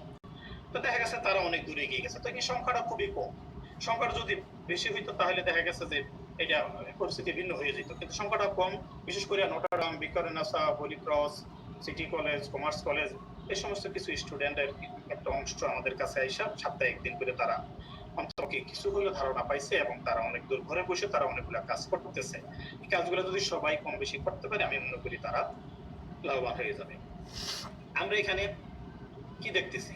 আমরা এখানে দেখতেছি যাদের জিপি বেশি আছে তাদের বিপদ বেশি, যাদের জিপি কম তাদের বিপদ কম। তাদের হিসাব নিকাশ আল্লাহ কোফালে যা রাখছে তা হইব, চোখ বন্ধ করে দূর একটা বিপদ দেখি কি হয়। যার বেশি আছে চোখটা বন্ধ করে না, খোলা রেখে দিতে হইব, কারণ তুমি ভালো স্টুডেন্ট। তোমাকে নিয়ে তোমার বাবা মা একটা স্বপ্ন দেখতেছে, তুমি নিজে একটা স্বপ্ন দেখতেছো কি আমি ঢাকা বিশ্ববিদ্যালয়ে পড়বো, ইংলিশ পড়বো, ইকোনমিক্স পড়বো, ল পড়বো, অ্যাকাউন্টেন্ট পড়বো, কম্পিউটার সায়েন্স পড়বো, আল্লাহ দুনিয়া যা আছে সব পড়বো। তেমন স্বপ্ন রাত্রে ঘুমাইলে আমরা যেভাবে স্বপ্ন দেখি সকালবেলা ঘুম থেকে দেখি কিচ্ছু নাই, অথচ সারা রাত স্বপ্নে ঘুমাইতে পারি। এই স্বপ্নকে বাস্তবে রূপ দেওয়া যে কি কঠিন কাজ, ওই কঠিন কাজটা তোমাকে করতে হচ্ছে। বাবাই বলে পড়ো, মায়ে বলে পড়ো, ভাইয়া বলে, আপু বলে পড়ো, তা ওনার একটু বলে দিতে পারেন? এখানে কেউই দিবে না, এখানে এনার্সের খেলা। তোমার কাজটা তোমাকে করতে হবে। একজনের কাজ যদি আরেকজনে করে দিতে পারতো তাহলে আমরা পত্রিকায় বিজ্ঞাপন দেওয়া বদলা নিতাম। তোমার কাজটা তোমাকে করতে হবে, সেই এটাকে আর সেজন্য আমি এটাকে আমি একটু ভিন্ন ভাষা উপস্থাপন করি। তোমরা ইতিমধ্যে যারা ভালো স্টুডেন্ট তারা দুইটা অপরাধ করে ফেলছে। এক নম্বর অপরাধ, তুমি কেন ভালো স্টুডেন্ট হইতে গেল? জিপি এটা যদি 3 নিচে থাকতো তুমি এখন কমে থাকতো, তোমার কে কিছু বলতো, তোমার বাবা মা তোমাকে কিছু বলতো, কিন্তু তারা অনেকে নাকটাই না ঘুমাইতেছে, কিন্তু তুমি ভালো স্টুডেন্ট। তোমাকে না তোমার বাবা মা স্বপ্ন দেখতেছে, তোমাকে না তোমার বাবা মা স্বপ্ন দেখবো নাকি আমার বাবা মা তোমাকে না স্বপ্ন দেখবো? আর এই স্বপ্নকে যদি বাস্তবে রূপ দিতে না পারো, সবার আগে গৃহযুদ্ধটা শুরু হবে তোমার বাবা মাকে নিয়ে। খোদা না করুক তোমার যদি কাঙ্ক্ষিত জায়গায় যেখানে ভালো জায়গায় যাওয়ার জন্য চেষ্টা করবা, যদি ওইখানে না হলো না, খোদা না করুক, তোমার বাবা মা শুরুতেই তোমাকে আক্রমণ করবে। কি হইলো, কেন হইলো না? আমার সন্তানের দুইটা ভালো 5 আছে, সে তো ভালো ক্লাস 1 থেকে এই পর্যন্ত কোথায় মাঠ খায় নাই, কোথায় সে হোঁচট খাই নাই, এখন কি হইলো, কেন হইলো? সে তো মানে তার উপর আমাদের একটা বিশ্বাস ছিল। সবকিছু বাবা মারা এই মানে করতেছে। অনেক বাবা মা দেখা গেছে সন্তানের সাথে যখন রেজাল্ট আউট হয়, মানে খারাপ হয়ে যায়, তখন সন্তানের সাথে আর কথা বলে না। সে যখন আদার্স ইউনিভার্সিটি পরীক্ষা দিতে যাবে, কিসের পরীক্ষা দিবে, সে সারা বিশ্বে সত্যি করতে পারে না। অনেকে হাসপাতালে ভর্তি হয়, যে এত এত সিরিয়াস অবস্থা হয়ে যায় যে তাদের আর মানে অন্য জায়গায় পরীক্ষা দিবে ওই সিচুয়েশনে থাকে না, মন খুব খারাপ হয়ে যায়। তো সেই জন্য এই যদি তোমরা এই ভালোদের জন্য সমস্যাটা হয়, খারাপদের জন্য তো এরা তো মানে আশা ভরসা পরীক্ষা একটা চোখ বন্ধ করে পুরো একটা দিব হইল হইল না হইলে, কিন্তু তাদের ভালো তাদেরকে অন্তর চোখটা খোলা রেখে দিতে হবে, কারণ সে ভালো স্টুডেন্ট। এই জিনিসটা সবাই এখানে একটু বুঝতে হবে। আর আমরা এখানে আরেকটা অপরাধ হলো তুমি কেন ভালো স্টুডেন্ট দিতে গেলে। যে যদি 3 নিচে থাকো তোমার কোনো সমস্যা নেই। আরেকটা অপরাধ হলো তুমি কেন সায়েন্স আর্টস কমার্স পড়তে গেলে। কত বলবো তাইলে কি ফলে ভালো হইতো, লেখাপড়া না করার উত্তর আছে, কারণ এখানে মান সম্মান থাকছে না। কি হচ্ছে, কি হবে, কি হতে পারে তা আল্লাহ মাহবুদে জানেন। তুমি ভালো স্টুডেন্ট, আজকের পরে ভালো শব্দটা ব্যবহার করো। তুমি কোনো কলেজের ফার্স্ট বয় ফার্স্ট গার্ল, এই পরিচয়টাও আজকের পরে দিও না। যদি দিতে হয় তার আগে তোমাকে একটা সূত্র শিখতে হবে। সূত্রটা কি? সারা বাংলাদেশে 8000 কলেজ আছে, 8000 কলেজে 8000 ফার্স্ট আছে। কতগুলো আসন কি বুয়েট মেডিকেল বিশ্ববিদ্যালয়ে কোনো একটা সেক্টরে আছে? তাদের কি মন চায় না আমি ঢাকা বিশ্ববিদ্যালয়ে পড়ি? সেকেন্ড নাই, থার্ড নাই, ফোর্থ নাই, তারপরে কি নাই? তারা কি চান্স পাচ্ছে না? আজ থেকে কয়েক বছর আগে ময়মনসিংহের একজন student commerce faculty SSC 3.88, SSC 4.21, এই ছেলেটা সর্বোচ্চ নাম্বার পায় ফার্স্ট হয়ে গেছে ঢাকা বিশ্ববিদ্যালয়। হ্যাঁ, এই গত 2 বছর আগে আমাদের দুনিয়া শাখার একজন স্টুডেন্ট, তার দুইটার একটা 5, সে পঞ্চম হয়েছে। এই মেয়েটা যখন আমার কাছে তার রেজাল্টটা নিয়ে আসলো, আমি তার রেজাল্টটা দেখে আশ্চর্য হয়ে গেলাম। অর্থাৎ সে যদি আর একটা নাম্বার বেশি দেখাইতে পারতো তার 1.2 যোগ হয়ে যেত। আর 1.2 যোগ হয়ে গেলে এই পঞ্চম হলা মেয়েটা ফার্স্ট হয়ে যায়। 1 নম্বরের ব্যবধানে যদি পঞ্চম হলায় ফার্স্ট হয়ে যায় তাহলে চতুর্থ হলে ফার্স্ট হয়, তৃতীয় হলায় ফার্স্ট হয়, দ্বিতীয় হলায় ফার্স্ট হয়, ফার্স্ট হলায় তো ফার্স্ট আছে। এখন একজনে ফার্স্ট হয়েছে আরেকজনে পঞ্চম হয়েছে, তাদের কথা বলতাম। এরকম তো প্রত্যেকটা ইউনিটে 4-5 করে পাওয়া যাচ্ছে। প্রত্যেক সবচেয়ে বেশি পাওয়া যায় মানবিকে। মানবিকের আমরা সবচেয়ে বেশি খুশি হই মানবিক স্টুডেন্ট দেখে। ওদের 5 লাগে না, 2টা 4 থাকলে তো একটু বসা মজা করলে সাবজেক্টটা বেরিয়ে আসে। কিন্তু কমার্স আর সায়েন্সে যত খুশি তত ভালো হয়ে যায় কাজ করে। আবার মানবিকের একজন স্টুডেন্ট জিজ্ঞাসা করে, এই তোমার জিপিএ কত? বা 4.5 মানবিক, 3.6 মানবিক। অর্থাৎ আমার জিপিএ যেটা আছে সেটা কমার্সেরটাও না, সায়েন্সেরটাও না, আমারটা মানবিকের। কথাবার্তা করতে সাবধান। এমন ফোর্থ এমন সংকল্প যাদের মনে কাজ করে। সেই মানবিকের গত বছর এই প্রায় ওদের 4000-এর উপরে তাদের জিপিএ 5 ছিল। মাত্র আমাদের জানা মতে 1100 জিপিএ 5 ঢাকা বিশ্ববিদ্যালয়ে ঢুকছে, আর 1200 থেকে 1300 স্টুডেন্ট জিপিএ 5 পেয়েছে। কমার্সও ঠিক 1200 আসনের মধ্যে প্রায় 500-600 আসন, 50% জিপিএ 5 আর 50% কম জিপিএ হওয়ার চান্স পেয়েছে। সায়েন্সের ক্ষেত্রে 1700 আসনের মধ্যে কমপক্ষে 4-500 কম জিপিএ স্টুডেন্ট ঢুকছে। তাহলে এখানে কি বোঝা যায়? এখানে জিপিএ 5 দাঁড়িয়ে অহরহ বাদ যাচ্ছে, গোল্ডেন দাঁড়িয়ে অহরহ বাদ যাচ্ছে, কম জিপিএরা অহরহ চান্স পাচ্ছে। এখানে একটা লুকোচুরি খেলা চলতেছে, একটা জুয়া খেলা চলতেছে। তোমরা স্টুডেন্টরা যতক্ষণ পর্যন্ত লুকোচুরি খেলা, জুয়া খেলা ধরতে না পারবা, বুঝতে না পারবা, ততক্ষণ পর্যন্ত সাফল্য আশা করো না। আর সেই লুকোচুরি খেলা, জুয়া খেলা ধরার জন্য আমাদের আজকে আয়োজন। যদিও এটা আজকে অনলাইনে প্রথম ওরিয়েন্টেশন, কিন্তু আমাদের এখানে ঢাকা থেকে, ঢাকা সহ এবং ঢাকার বাইরে প্রায় 50টার উপর ওরিয়েন্টেশন হয়ে গেছে। আমি নিজে ঢাকা এবং ঢাকার বাইরে চারিদিকে দৌড়াদৌড়ি করেছিলাম। তো সেই জন্য দেখা গেছে যে এই সব জেলা যাওয়া সম্ভব হয়নি। যেখানে গেছি ইনশাল্লাহ সেখানে আমি স্বতঃস্ফূর্ত অংশগ্রহণ ছাত্রদেরকে পেয়েছি। যেমন ঢাকার বাহিরে আমি নারায়ণগঞ্জ, নরসিংদী, ভৈরব, কিশোরগঞ্জ, রাজশাহী, রংপুর, গাইবান্ধা, যশোর, সাতক্ষীরা, খুলনা, ময়মনসিংহ, গাজীপুর, জয়দেবপুর, মাদারীপুর, ফরিদপুর, কুমিল্লা ও চাঁদপুরে হাজীপুরে সহ অনেক জায়গায় গিয়েছি। এবং যারা ওরিয়েন্টেশন করছে দেখা গেছে যে আমি তাদেরকে একটু এগিয়ে রাখার চেষ্টা করছি, এবং ইনশাল্লাহ তারা এগিয়ে আছে। তারা ইন্টারমিডিয়েট পড়ার পাশাপাশি ওই তাদের ভর্তির যুদ্ধে পড়ারও তারা অনেক দূর এগিয়ে গেছে। তো যারা এই কাজটা করতে পারছে, তাতে আমি আশা করি আজকে যারা তোমরা নতুন, যারা একবার করছো তারা আবারও শুনতেছো, ইনশাল্লাহ আশা করি তোমাদের মানে তোমরা গান একটা যদি একবার শুনে আরেকবার শুনলে কোনো ফাঁক হয় না, আরো এটা শক্তিশালী হয়। ঠিক আমার কথাটা তোমরা যারা একবার শুনছো তারা আজকে শুনতেছো, ইনশাল্লাহ আশা করি তোমরা অনেক কথাই আবার মনে করতেছে পড়ে যাবে। আর যারা নতুন শুনতেছো তোমরা এগুলা মনে রাখার চেষ্টা করবা, তাহলে ইনশাল্লাহ আর কোনো সমস্যা নাই। আমরা এখানে আমি আজকে তোমাদেরকে কি খুশি করা বক্তব্য দিব নাকি সঠিক চিত্র তুলে ধরবো? একটু কমেন্ট করো তো দেখি। আমি কি খুশি করা বক্তব্য দিব নাকি সঠিক চিত্র তুলে ধরবো? সঠিক চিত্র যদি তুলে ধরতে হয় শরীর শিহরিত হয়ে উঠে, অনেকের মাথা ধরে যায়। আবার অনেকে বলে এমন হলে তো খুশি করতাম না, ভর্তি হওয়া দূরে থাক। খুশির বক্তব্য সবসময় সোজা, হুজুরা যে ব্যবহার করে মনোজাত দেখে আল্লাহ আল্লাহ আগামীকাল চেয়ারম্যান ইলেকশন, 3জন প্রার্থী, 3জনে একজন মসজিদ ঢুকছে, হুজুর দোয়া করেন। হুজুরও তো খুশি, এরকম ইলেকশন প্রতিদিন হয় না কেন? তখন হুজুরও চালাক আছে, মনোজাত দিতে বলতেছে হুজুর আল্লাহ 3জনকে পাশ করে দিই। এখানে দোয়া করার ছাড়া কোনো ব্যবস্থা নেই। আমরা মাছের আত্মজ্ঞানী করছি, গাছের আত্মজ্ঞানী করছি, ভাতের আত্মজ্ঞানী করছি। আজকে ঢাকা বিশ্ববিদ্যালয় যারা আত্মজ্ঞানী পড়বো, বুঝবো, উপলব্ধি করবো এখন, এবং এখান থেকে শিক্ষা নেব। এই শিক্ষাটাকে আমরা আগামী আমাদের প্রস্তুতি পর্বে কাজে লাগিয়ে দিব ইনশাআল্লাহ। মূল সমস্যা কোথায়? আমাদের মূল সমস্যা হলো সূর্য ডুবলে আমরা সবাই যেটা ভাবি, সূর্য ডুবলে ইফতার হবে, চাঁদ উঠলে ঈদ হবে, এসএসসি পরীক্ষা শেষ হয়ে গেলে ভর্তিতে রওনা দিব। এটাই তো। এখন যারা এসএসসি পরীক্ষার পরে ভর্তির যুদ্ধের জন্য রওনা দেয়, ওদের কাছে যাওয়ার পরে কি পার যেও না কেন? টাইম শেষ, টেন্সারে দিচ্ছে। তার মানে কি হলো? আমও গেল, সালও গেল। এবং এই বছর এটা সবচেয়ে বেশি হওয়ার সম্ভাবনা বেশি। যারা বুয়েট মেডিকেল বিশ্ববিদ্যালয়ে যাবে আমার মতে তাদের 19 থেকেই অল্প অল্প করে শুরু করা উচিত এই জগৎটা।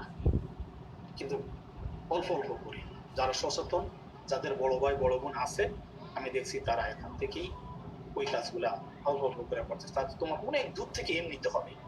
পরীক্ষা শেষ করবা তারপরে শুরু করবা, এটা তো ভালো স্টুডেন্টের জন্য নয়, কারণ এখানে কম্পিটিশন। এখানে কেমন কম্পিটিশন? কম্পিটিশনটা কেমন? আমি যদি এখানে প্রশ্ন করি যে কিয়ামতের আগুন আর এই দুনিয়ার আগুনের মধ্যে পার্থক্য কি? কিয়ামতের আগুনটা এই দুনিয়ার মধ্যে 70 গুণ বেশি। আর এখানেও হয়েছে এরকমই 70 গুণের চেয়েও আরো বেশি। কিভাবে? একটা সিটের জন্য আমরা যখন দেখি 30 জন 40 জন প্রতিজন, এটার অর্থ কি? যেখানে 30 জন আছে তার মানে কি 29 জনরে লাথি মেরে সিটটা কেড়ে নিয়ে আসতে হবে আমাকে। আর 39 জনকে লাথি মারতে হলে কি পরিমাণ শক্তি আমার পায়ে লাগবে, কতগুলো স্যালাইন আমার পায়ে দিচ্ছে, এটা তো পাগলও বুঝে। বুঝো না, কি বুঝো না তোমরা, বুঝো না তোমাদের বাবা মা। পাগলে বুঝে জন্য পাগলে দেওয়া, তাহলে হলা করে লাগতো।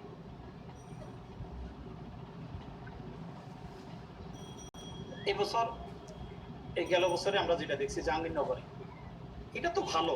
ঢাকা বিশ্ববিদ্যালয়, জগন্নাথ বিশ্ববিদ্যালয় আসন সংখ্যা মানে 30-40 জন থাকে একটা সিটের জন্য। জাহাঙ্গীরনগরে এই বছর ছিল 190 জন। একটু বাড়িয়ে বলছি না? একটা সিটের বিপরীতে 190 জন প্রতিদ্বন্দ্বী ছিল।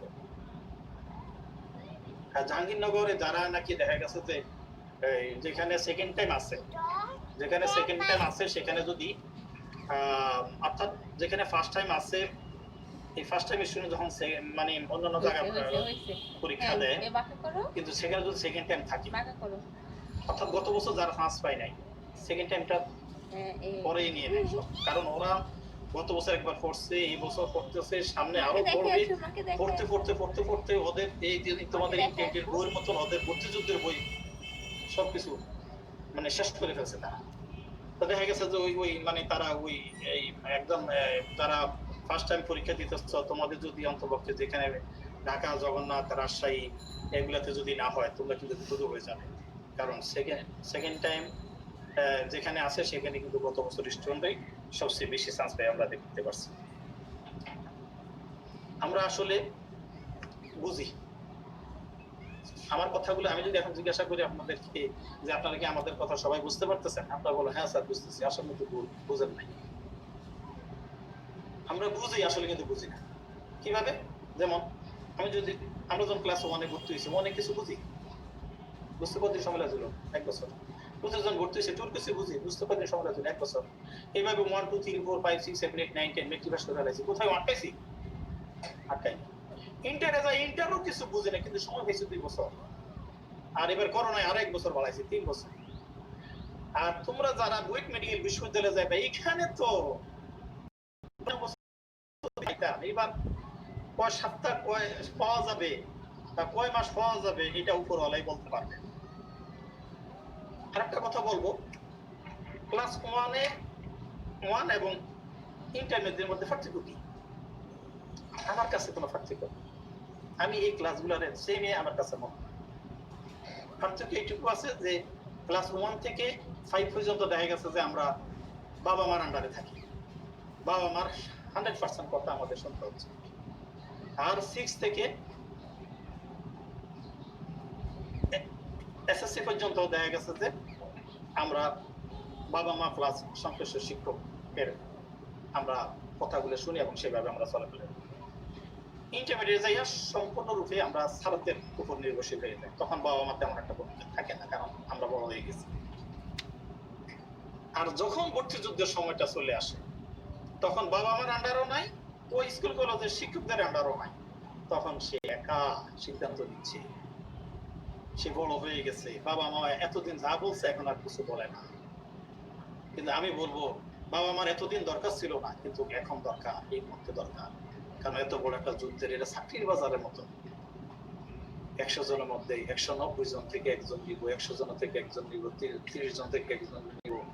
এটা যে কত মানে একটা যুদ্ধক্ষেত্র, এই যুদ্ধক্ষেত্র তো যারা প্রতি বছর যায় তারাই তো বুঝে, অথবা অন্যদের বোঝার ক্ষমতা আল্লাহ দেয় নাই।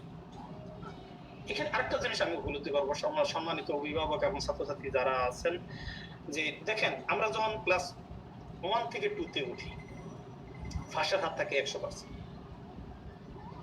আমরা যখন ক্লাস 1 থেকে 4 পর্যন্ত এলাম, আমরা যখন 5-এ পরীক্ষা দিলাম, পরীক্ষা দেয় এখন যে চলতেছে 95% 80% পাস করি।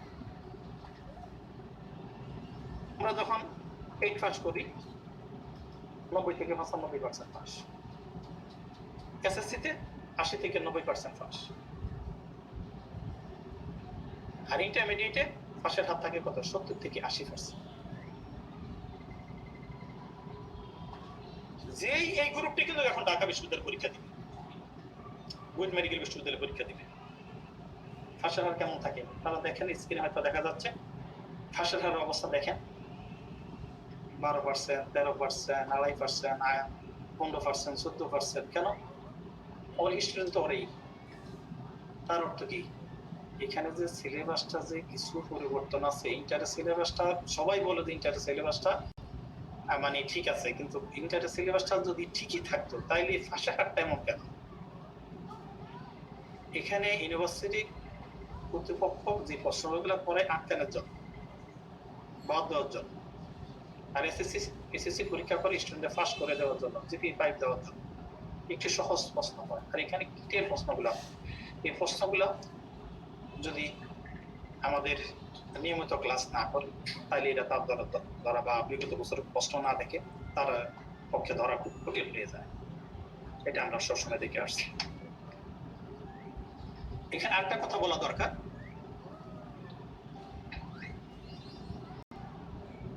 এই যে 13%, 14%, 15% পাস করতেছে একটা স্টুডেন্ট আমাদের কাছে আইসা, কোচিং করা লেখা করায় না। কোচিং জগতে অনেকেই আছে, পড়ায়, অনেক ভালো ভালো প্রতিষ্ঠান আছে, ভালো সবাই চেষ্টা করতেছে মানে অন্তত একটা স্টুডেন্ট যারা ভালো করতে পারে, ভালো করে। এই যে 12%, 13%, 14%, 20% পাস করে আমাদের চিকিৎসার আগে না পরে, অবশ্যই পরে, তাই চিকিৎসাটা যদি আমরা না দিতাম তাহলে কি অবস্থাটা হতো? আমরা যারা এখানে বসে বড় বড় কথা বলতেছি, আমরা তো চেষ্টা করতেছি আমাদের একজন স্টুডেন্টকে সঠিক গাইডলাইনটা দিয়ে দিয়ে অন্তপক্ষে এই জগৎটা উত্তরে দেওয়ার জন্য। কিন্তু আমরা কি পারতেছি? সবাইকে আমাদের কথা শুনে, সবাইকে আমাদের কথা বিশ্বাস করে? আমি দেখছি অনলাইনে যখন আমাদের ক্লাসগুলো চলে, কিংবা স্টুডেন্টরা, কিছু স্টুডেন্ট আছে যে এখানে কমেন্ট করতে আসে, এখানে ভালো মন্দ দেখা গেছে যে, কিন্তু তারা কথা শুনে না, কিন্তু তারা ওই তাদের লেখালেখিতে ব্যস্ত আছে। এখন করতেছে যে লেখালেখি যদি কথাই না শোনা যায়, না বোঝা যায়, তার মানে কি তারা পারদর্শী? তাদের কোনো টেনশন নাই, তারা এই জগতে বা এই তারা অনলাইনে আসবে কেন, আর এগুলো শুনবেই কেন, আর রোমান্সে বাধ্য দরকার নাকি? তাদের তো অন্য কাজ করা উচিত, তাদের তো এখানে সময় নষ্ট করার দরকার নেই। আমরা এখানে কেন আজকে কথাগুলো বলবো? সরাসরি ক্লাস তো দিলাম, ক্লাস যদি কেন পড়বো, আমি কেন পড়বো? আমার পড়ার দরকারটা কি? এতদিন বাবা মা বলছে না, পড়ছি না, এখনো তো আগের মতোই আছি, পড়বো, অসুবিধা কি? কিন্তু যে দিনগুলো যাচ্ছে, এই যে মূল্যবান সময়গুলো যে নষ্ট হয়ে যাচ্ছে, আমরা যে এই করোনা উপলক্ষে করে যে আমরা এক একজনে দেখা গেছে যে দিনে 10টা 12টায় এত ঘুম জীবনে কোনোদিন আমি নিজেও ঘুমাইনি। অন্যদের কথা কি বলবো? কেউই এখন ওই যে ফজর নামাজ পড়িয়া মনে হয় 8টা রাত কাটাইতেছে, 10টা 11টা 12টা বাজে যেতেছে। স্টুডেন্টও সেম আমার ছেলেরাও দেখছে যে এই যে সকালে যেখানে উঠে পড়া শুরু করে দিত, তারাও এখন 10টা 11টা পর্যন্ত ঘুমাইতেছে। কিন্তু দেখা গেছে তাদের কত করে তার, হ্যাঁ পারি, আমার যেটা আছে এটা পারি। এখন যেটা যারা নিম্ন শ্রেণীর আছে তারা এইগুলা, তাদের সমস্যা নাই, কিন্তু যারা এই বুয়েট মেডিকেল বিশ্ববিদ্যালয়ে যাবে তাদের তো ঘুমে অন্তপক্ষে চোখে ঘুম থাকার কথা না। কারণ আমাদের এই বছর কোচিং এর উপর আশা করে থাকলে কিন্তু তারা লস করবে। আমি বলবো বিগত বছরের প্রশ্ন প্লাস আমাদের মানে যে কোচিং এর বই তারা ভালো লাগে সেই কোচিং এর বই নিবে, তারপর যে কোচিং এর ভালো লাগে সেখানে যদি অনলাইন ক্লাস থাকে ক্লাস করবে, প্লাস যখন সময় সুযোগ হয় মডেল টেস্ট দিবে। অর্থাৎ যতটুকু যার যেটুকু করণীয়, যদি তারা যদি এখন থেকে পর্যাপ্ত পরিমাণ সময় সেখানে না দেয়, ইন্টারমিডিয়েট পাস করে আপনি কি করবেন? এখানে যে আপনি একা পাইতেছেন, এখানে তো একা পাচ্ছেন না। যদি কেউ, আমি পাইছি আর কেউ পাই নাই, ইনশাল্লাহ আমি অবশ্যই এগিয়ে রাখতাম। আমরা আগে লিখছি কি বোর্ড স্টুডেন্ট ফার্স্ট ডিভিশন 20 নম্বরের ব্যবধান ছিল, এখন জিপি 4 এবং 5 এর ব্যবধান মাত্র 6 নম্বর। 2 করে বেশি পাইলে 4টা সাবজেক্টে 4 দুগুণে 8, জিপি 5 এর মাত্র এটা না সাজা।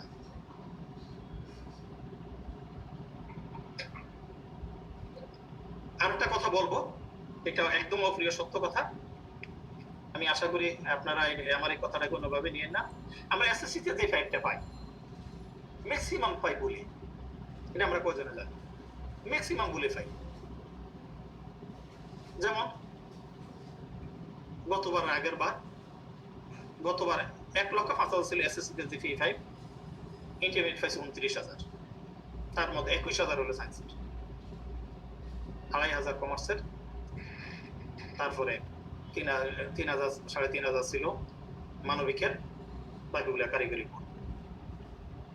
আর এবার কি হলো, এই যে গেল বারে 1,04,000 মতো ছিল এসএসসিতে জিপি পাই, ইন্টারে যায় পাইছে 47,000 প্লাস, তার মধ্যে 36,000 চাইছে কমার্সের 2,500 মতো এবং মানবিকের 4,000 4,500 মতো। তাইলে কি বোঝা যায়, যারা পাইপটা পেয়ে গেছে তারা তো ঠিক আছে নাকি, এটা তো বলবেন না। যারা পেয়ে গেছে তারা যদি এখন এটাকে কাজে লাগাইতে না পারে, এটা তার লাইফ ধ্বংস করে দিবে, ফ্যামিলি ধ্বংস করে দিবে এবং এক পর্যায়ে দুই দিয়ে পানি খেয়ে দিবে। হাজার কথার এক কথাই, তোমরা ইন্টার যে সিলেবাসে লেখাপড়া করছো এই সিলেবাসটা বুয়েট মেডিকেল বিশ্ববিদ্যালয় নেই। যেটুকু মিল আছে একদম নবম 20% 30%, 100 টাকার মধ্যে মূলধন যদি 30-40 টাকা হয়, এই 30-40 টাকা দিয়ে তুমি কি ব্যবসা করবা? 50,000 হচ্ছে না, 60 হচ্ছে না, 70 না, দরকার হচ্ছে 75, 80, 90। এই যে একটা সূত্র, এই সূত্রটা কে তো কত তাড়াতাড়ি জানতে পারে, বুঝতে পারে, উপলব্ধি করতে পারে এবং কার্যকরী পদক্ষেপ নিতে পারে, তারাই ভালো করে জানলে এবং বুঝতে হবে না, কার্যকরী পদক্ষেপটা নিতে হবে। এসএসসি এসএসসি পরীক্ষা, এটার নাম দিয়েছি আমি নদী পার হওয়ার পরীক্ষা। বুয়েট মেডিকেল বিশ্ববিদ্যালয় ভর্তি পরীক্ষা, সাগর পাড়ি দেওয়ার পরীক্ষা। তোমরা যতক্ষণ মতো নদী এবং সাগরের পার্থক্য না বুঝবে, তোমার বাবা মা না বুঝবে, ততক্ষণ পর্যন্ত তুমি সাফল্য আশা করো না। নদীতে ছিলাম 2 বছর লাগাইয়া, আর সাগর পাড়ি দিব তুমি 2 মাসে, কি করে সম্ভব? এখন এখানে আমাকে একটাই প্রশ্ন করতে হবে, এটা আদৌ নদী সাগর কিনা? বিশ্বাস করলে করবো, না করলে নাই। যতগুলা কথা বলতেছি একটা কথা অতিরিক্ত বলতেছি না, প্রতিটা কথা বল করবে। ফাও কথা বলার অভ্যাস কমপক্ষে আমার নাই, আমি বলি না। নদীর এক তীরে দাঁড়াইলে আরেক তীর দেখা যায়, আর সাগরে সহজে কুল কিনারে আসে না, সাধনা করে তীর আনতে হয়। এই সমস্ত সিচুয়েশনে আমরা 3 ক্যাটাগরি স্টুডেন্ট নিয়ে আতঙ্কে থাকি, ভয় থাকি। 1, বাবা মার বড় সন্তান কিংবা একমাত্র সন্তান, বড় সন্তান কিংবা একমাত্র সন্তান। 2, 2টা পাইপ, 2টা গোল্ডেন। 3, SSC 4, SSC 5। একটু ব্যাখ্যা দিচ্ছি। বাবা মার বড় সন্তান কিংবা একমাত্র সন্তান, ওদেরকে সহজে বোঝানো যায় না। বাবারে বুঝালে মায় বুঝে না, মারে বুঝালে বাবায় বুঝে না, বাবা মা দুইজন বুঝছে, ক্যান্ডিডেট বুঝে না। 3 জনরা একত্রে পাইলে বুঝও আসে, সাফল্য আসে, একত্রে তো পাই না, খুব কঠিন। আমি একটু দেখতে চাচ্ছি আজকে যাদের সাথে বাবা মা আছে একটু প্রমাণ করো তো, বাবা মা অথবা গার্ডিয়ান যারা যদি সাথে থাকে একটু প্রমাণ করো। আমি একটু দেখতে চাচ্ছি যে আসলে বাবা মা ছাড়া কয়জন আছে, আর বাবা মা যাদের আছে একটু প্রমাণ করো, ডান লিখে দাও, তাইলে হবে, আমরা বুঝবো।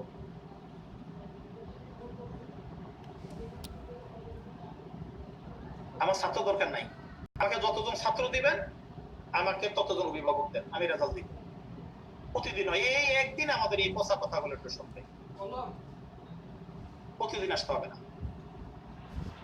আমি বাবার সাথে যখন কথা বলি, বাবাকে বলি আপনি যদি আমাদের কথাগুলো শুনেন আপনার সন্তান 5 নম্বরে বেশি পাবে, মা হিসেবে যদি শুনেন আরো 5 নম্বরে বেশি পাবে। এই 10 নম্বর হচ্ছে বাবা মারাতে, আপনারা বাবা মারা 10 নম্বর দিয়ে দেন, বাকি 90 জন আমরা চেষ্টা করতেছি।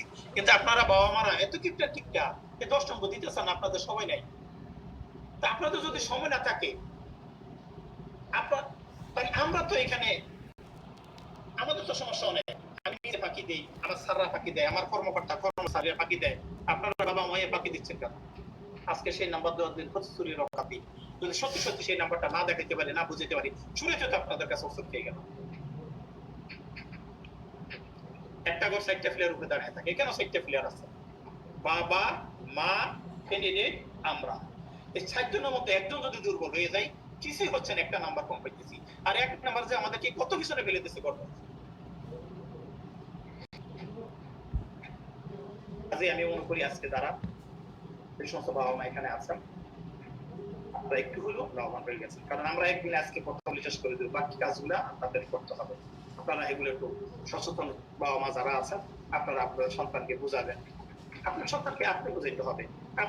আপনাকে আমি বলি, আমি এই অনেক বাবা মাকে বলি, আপনি অন্তত আপনার সন্তানের এই 3-4 মাস দামানগিরি করেন, বাবা যতক্ষণ করবেন বাবা যখন বাইরে চলে যাবেন মা করবেন, মা যতক্ষণ পারবেন না বাবা করবেন।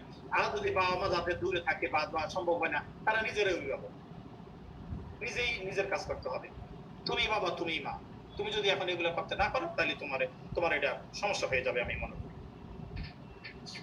এখন বাবা মার বড় সন্তান তো ছোট হবে না, ছোট হওয়ার কোনো সুযোগ জানতাম না, জেনে ফেলছে যে কোনো কাজ করতে সাবধান। আমি জানিয়ে দিলাম তোমার পিছনে একটা গর্ত আছে, তুমি কি সাবধানতা অবলম্বন করবা না চোখ বন্ধ করে হাঁটবে, এটা তোমার ব্যাপার। আমি তোমাকে পাইলাম না, তুমি কি গর্ত পড়তে পারবে, আবার নাও পড়তে পারো, সেটা হাজার একদম ঠাডা বগা মরে না।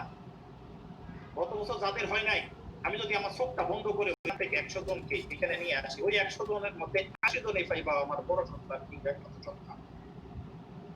কোন দিক দিয়ে যে ভুলটা হয়ে গেছে, কোন দিক দিয়ে যে কি হয়ে গেছে, এটা টের পাওয়া যাচ্ছে না। বড় ভাই বড় বোন না থাকলে যেমন সমস্যা, আবার থাকলে কিছু সমস্যা আছে।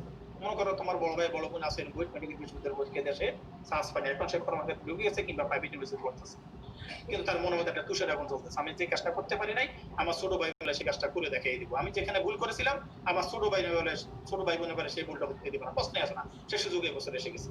ইন্টারভিউকে শুরু হয় 5-6 মাস আগে থেকে তোমার উপর একটা হোলার রসা যাইতেছে, তোমার ডাইনে ভাবে টাকা দিয়ে দিচ্ছে না, মনে যেন তোমার জন্য একটা দারুণ ঠিক করছে, 1 বার 2 বার 3 বার কত বলে পট করে একদিন বিয়ে বলা নিজে চান্স পায় না, আমার আছে বলতে।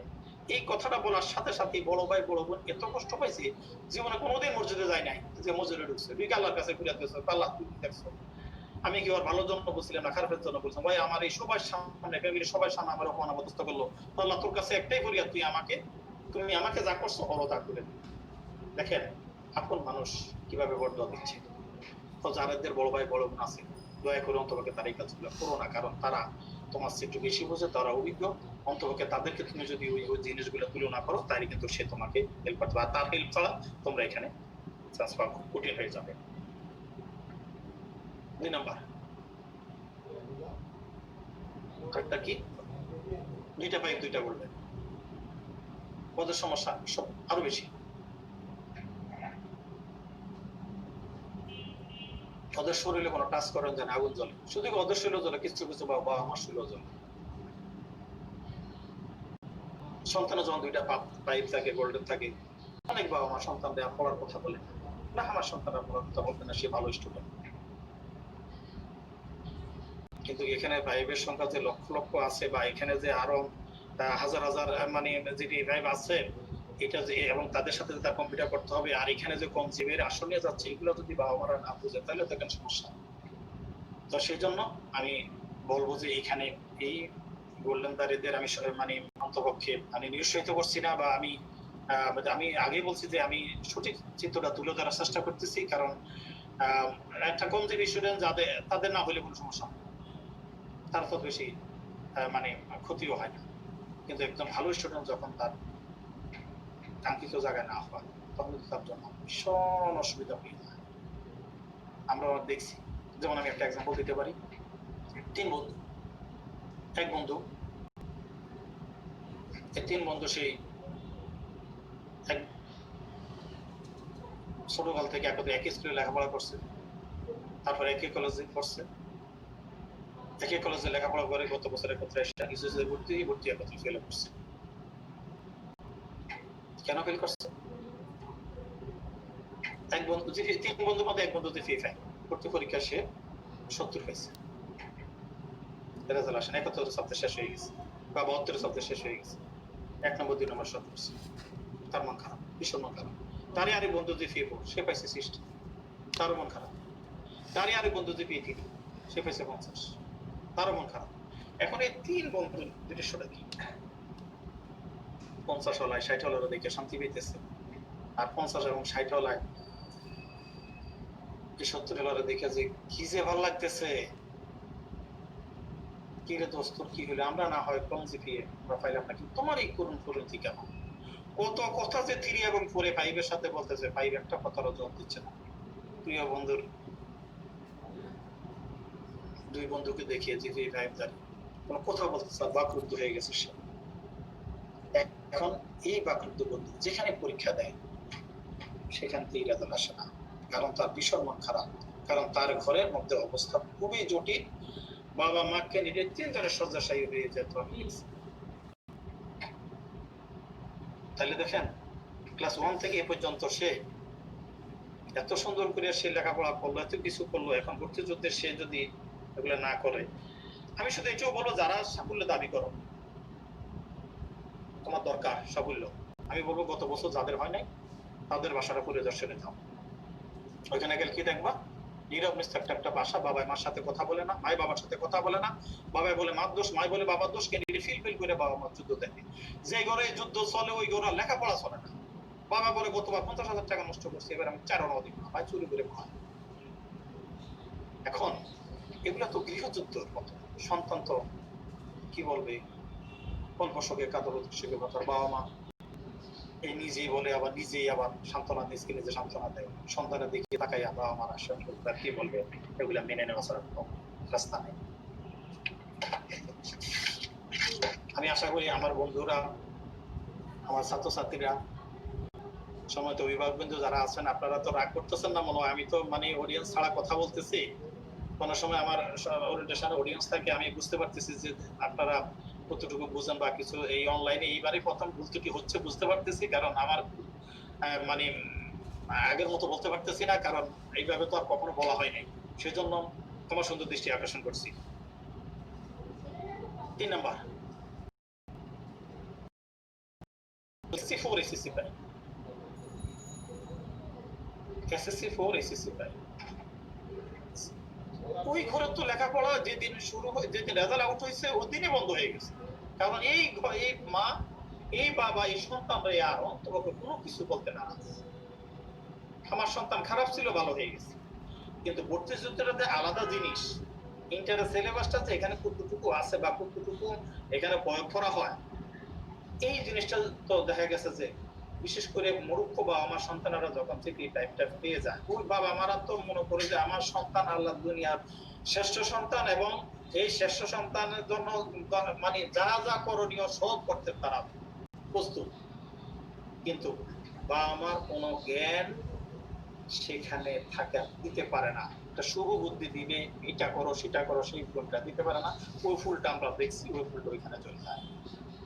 এই কম জিপিএ যাদের জিপিএটা বেড়ে যাচ্ছে, দেখা গেছে তারা যদি এই অন্তপক্ষে নিশ্চয়ই এখন আজকের থেকে, হ্যাঁ তুমি জিনিসটা বুঝে ফেলছো বা ধরে ফেলছো, যদি তুমি জিনিসটা বুঝতে পারো, তাহলে আমি মনে করি আর কোনো তেমন কোনো সমস্যা হওয়ার কথা নয়।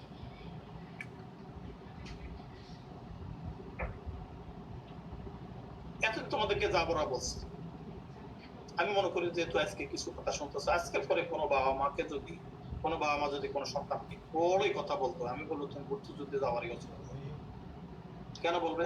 তুমি কি নিজে বোঝো না তোমার লাইফটা? তুমি ঢাকা বিশ্ববিদ্যালয়ে পড়বা, তোমার লাইফ একরকম, আদার্স ইউনিভার্সিটিতে পড়বা, লাইফ একরকম, নর্মাল কলেজে লেখাপড়া করবা, লাইফ একরকম। জীবনে সৌর রাস্তা দাঁড়িয়ে আছে, সৌর হইবা না বাটপার হইবা, ভালো হইবা না খারাপ হইবা, আগামী ভর্তি যুদ্ধে এটা প্রমাণ হয়ে যাবে।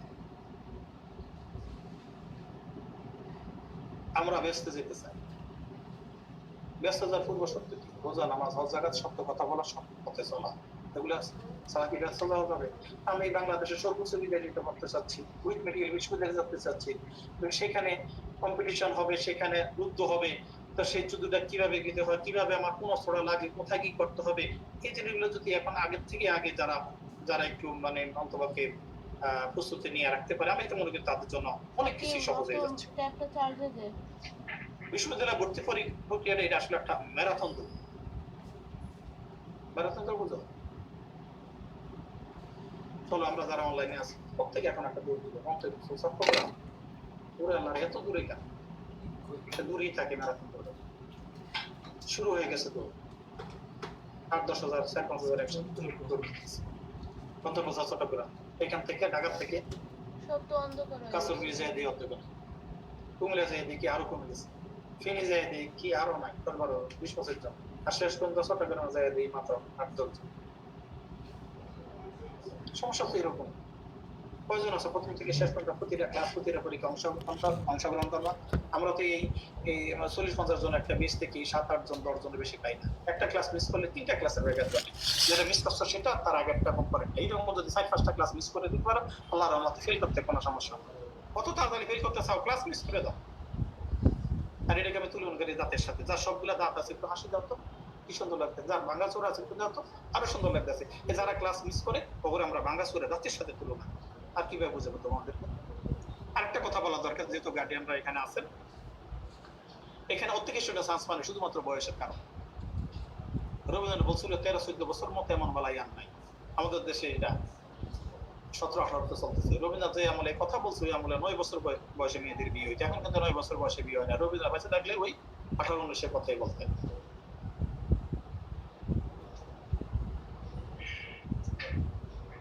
আমরা কিছু কথাবার্তা শুনি, পড়ি প্রতিনিয়ত, কিছু কিছু ভুল কথা শুনে ভুল কথা বুঝি, আর এগুলো আমরা মুখস্থ করি। যেমন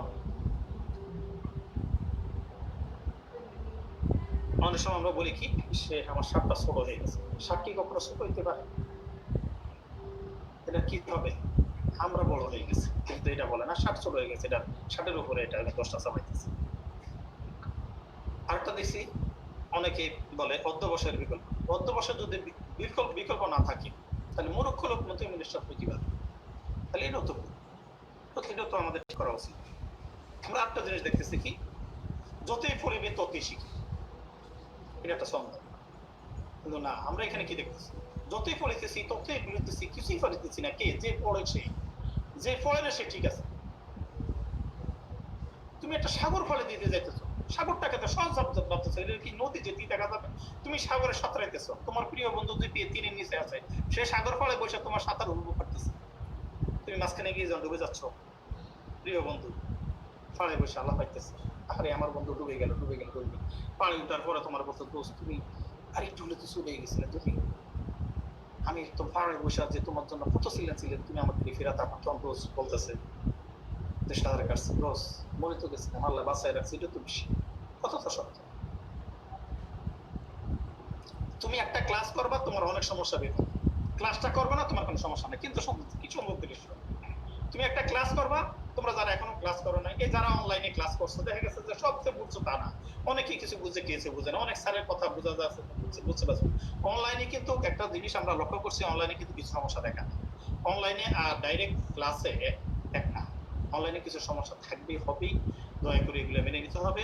তোমরা আমাদেরকে বা আমাদের ছাত্রের সম্পর্কে যদি তোমরা মানে উল্টাপাল্টা কিছু লেখো বা কিছু, এগুলো আমাদের জন্য খুব কষ্টদায়ক। দয়া করে অন্তপক্ষে, কারণ অনেক সময় দেখা যায় ইন্টারনেটের লাইন ঠিক মতো থাকে না, বা অনেক সময় মানে বিদ্যুতের ব্যাপার স্যাপার আছে, অনেক সময় আমাদের এই যে আমাদের এখন অনলাইনের যে ক্লাসটা চলতেছে, আমাদের 10-12 জনের একটা গ্রুপ প্রতিনিয়ত কাজ করে তোমাদেরকে এই সার্ভিসটা করে দিচ্ছে।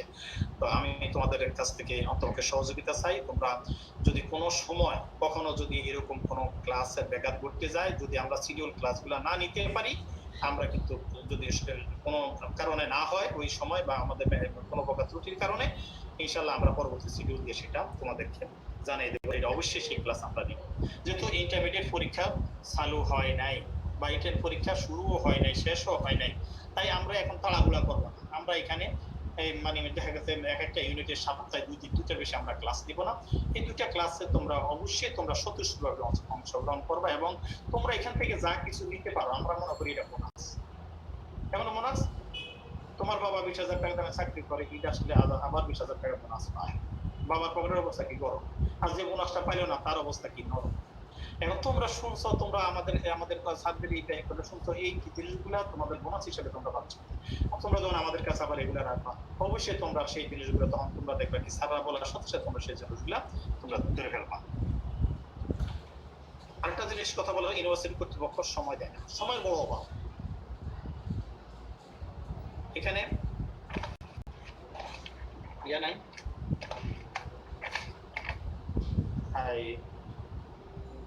ওএমআর, তোমরা দেখো ওএমআর, অনেকেই ওএমআর পরীক্ষা দেয়। ইউনিভার্সিটি কর্তৃপক্ষ যে জিনিসটা বেশি করে সেটা সময় দেয় না, প্রশ্ন করে 1.5 ঘন্টার সময় দেয় 1 ঘন্টা। এই কম সময়ে যে বেশি আনসার করতে পারে তারাই রহমান। আমার এই কথা শুনে তোমরা অনেকেই দেখা তাড়াহুড়া করতে যায়, কিন্তু অনেক ভুল করে মনে করি এটা ওএমআর আর এটা হলো আনসার শিট। হ্যাঁ, এটা প্রশ্ন, এটা আনসার শিট। তাড়াহুড়া করতে গিয়ে দেখা গেছে যে সে এখানে বাংলা প্রশ্ন করতেছে, তোমরা ইয়াতে দেখো এই যে ওএমআর দেখা যাচ্ছে, তারপরে এখানে বাংলা প্রশ্ন করতেছে, এখানে ইংলিশে দাগাইতেছে, এখানে ফিজিক্স পড়তেছে, এখানে কেমিস্ট্রি প্রশ্ন দাগাইতেছে। এখন 1টা 2টা 5টা প্রশ্ন যখন দাগাই ফেলে, তখন তো দেখা গেছে এখানে যে একটা নাম্বারে কত ভ্যালু, একটা ইয়াতে যে কত ভুল দেখা গেছে যে এই সমস্ত ভুলগুলো আমরা প্রতিনিয়ত দেখি। আবার অনেকে আছে মানে বাপের নাম, মার নাম, দিয়ার নাম মানে দেখা গেছে ডাক নামও লিখে দেয়। অনেকে যে ওই যে মানে যেভাবে আসছে ওগুলো মানে ঠিক মতো লেখে না। তারপরে একবার জন্ম তারিখ ছিল দেখা গেছে যে অনেকেই দেখা গেছে অনেকে জন্ম তারিখ 2-3টা থাকে, একটা লিখে দিছে। আমরা যেটা কিন্তু সার্টিফিকেট দিতে হয় এটা অনেকে জানে না। এই জিনিসগুলো কিন্তু আমরা এখানে প্রতিনিয়ত আমরা দেখতে পাচ্ছি। তো আমরা এখানে দেখা যায় ঢাকা বিশ্ববিদ্যালয় কর্তৃপক্ষ এখন কিন্তু এমসিকিউ এবং লিখিত হচ্ছে। লিখিতটা আমি বলবো তোমরা ইন্টারমিডিয়েটে যে পড়াটা করতেছো, আমি মনে করছি লিখিত পরীক্ষাটা এটা তোমাদেরকে একটু এগিয়ে রাখতেছে। আমরা গত বছরের প্রশ্ন আমরা দেখতেছি, ওটা নিয়ে আমি তেমন টেনশন করি না, যেটুকু শর্ট আছে এগুলো আমাদের কাছে আসলে ঠিক হয়ে যাবে। কিন্তু এমসিকিউটা কিন্তু এখানে বিশাল ব্যাপার। এখানে যদি এমসিকিউটা তুমি যদি ভালো না করতে পারো, তোমার লিখিত পরীক্ষা তুমি মানে এটা এখানে পাস না করলে তোমার লিখিত পরীক্ষার প্রশ্ন দেখবে না বা খাতা দেখবে না। সুতরাং এই জিনিসটা এখানে একটু তোমাদের চিন্তা করা উচিত।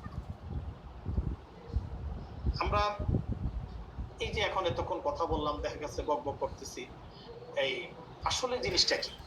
এখন তো খালি পারিপার্শ্বিক মোটামুটি জিনিসটা বুঝলাম, জিনিসটা একটু শক্ত, একটু হার্ড, বা একটু এখানে একটু চিন্তার বিষয় আছে, যা একটু কৌশলের বিষয় আছে।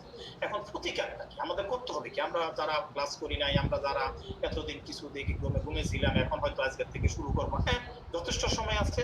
অনেকেই আছে দেখা গেছে 4 বেলা খানে 1 বেলা খায় না, 4 বেলা খানে 1 বেলা খাইতে পারে কারা? যারা খাদো। কেমন খাদো? একদম সত্যিকার অর্থে খাদো। ওইরকম অনেক স্টুডেন্ট, ঢাকার বাইরে অনেক স্টুডেন্ট দেখতে আছে, তারা ওই যে মানে অন্তত 4 ঘন্টা বা 1 ঘন্টা একটা পড়ে ফেলে। এখন এরকম যারা আছে তারা আরো পরে আসলে তাদের কোনো সমস্যা নাই। এই আমি কিছু এখন করণীয় সম্পর্কে কথা বলবো, যে আমাদের এখন এই মুহূর্তে আমাদের করণীয়টা কি। যেহেতু এখানে করণীয়, দেখেন আল্লাহ যদি আমাদেরকে বাঁচিয়ে রাখে, ইনশাল্লাহ আমরা এই পরিস্থিতি তো সবসময় থাকবে না, একদিন আগেও পরেও কেটেছি। এখন সবার একটা কৌশল, একটা বাজে প্রশ্ন করে ইন্টারভিউ পরীক্ষা করবো। এটা কে বলতে পারবে? এখানে পরিস্থিতি যেভাবে যাচ্ছে, দিন দিন যেভাবে মানে মানুষ মারা যাচ্ছে বা কিছু একটা, যদি ইন্টারভিউ পরীক্ষা শুরু হয়, আমি দেখতেছি এখানে মন্তব্যকে এখানে সরকারি কর্মকর্তা কর্মচারী, তারপরে স্কুল কলেজের শিক্ষক, তারপরে এখানে মানে বোর্ডের লোকজন, তারপরে এখানে প্রত্যেকটা ছাত্রীর সাথে বাবা মা থাকবেন, ভাই বোন থাকবেন, এই সব কিছু মিলে মানে সবাই তো এখানে অংশগ্রহণ করতে হবে। যদি স্বাভাবিক পরিস্থিতি অর্থাৎ আমাদের মৃত্যুর সংখ্যাটা যদি কমে না আসে বা একদম যদি শূন্য করে না আসে, এই পরীক্ষা চালু করা কিন্তু কঠিন কাজ। এটা একটা কঠিন কাজ, যেহেতু অন্যান্য দেশে এটা নিয়ন্ত্রণে না আসছে। ইনশাল্লাহ আমরা আশাবাদী যে অন্তপক্ষে হয়তো আল্লাহ খুব কম সময়ের মধ্যে হয়তো এটা চলে আসবে। এটা কখন হবে এটা আমরা এটা না বলি, বরং আমরা এখন একটু সময় পাইছি। আমরা যারা ভর্তিযুদ্ধের জন্য রওনা ভর্তিযুদ্ধে যাব, তারা অন্তপক্ষে নিয়ে গত বছরের তুমি ভর্তি হইতে হবে এমন কোনো কথা না। তুমি এক সেট বই কিনা হইলেও গত বছরে পড়ো, বা গতবার যে কোশ্চেন গুলো আসছে, বা আমরা আমাদের এই যে তোমরা যারা এতদিন অনলাইনে ক্লাস ওগুলো করছো, আমরা কালকে আমাদের রিসোর্সের ফেসবুকে আমরা আমাদের 10 বছরের প্রশ্নগুলো আমরা রিসোর্সের ফেসবুকে কালকে তোমরা পেয়ে যাবে ইনশাল্লাহ। সেটা আমরা যারা পুরস্কার দেখা গেছে, অনেক স্যাররা পুরস্কার ঘোষণা করছে, আমি পুরস্কার নয়, যারা ক্লাস করছে আমি প্রত্যেকে দিতে যাচ্ছি। কারণ আমি চাই অন্তপক্ষে তুমি একটু উপকার হও। তুমি যদি অন্তপক্ষে একটু উপকার হয়, একটু যদি আমরা তোমাদেরকে এগিয়ে রাখতে পারি, আমাদের কিচ্ছু চাওয়া নাই, আমাদের জন্য একটা দোয়া করো। কারণ আমরা এই কোচিং জগতে দীর্ঘ 35 বছর আছি, আমাদেরকে তোমরা ভুল বোঝো না। আমরা আমাদের এই প্রতিষ্ঠানের বয়স কিন্তু 35 বছর। একদিনে 2 দিনে এই পর্যায়ে আসি। আমরা যদি কোয়ালিটির সাথে কখনো আপোষ করি নাই, এখনো করবো।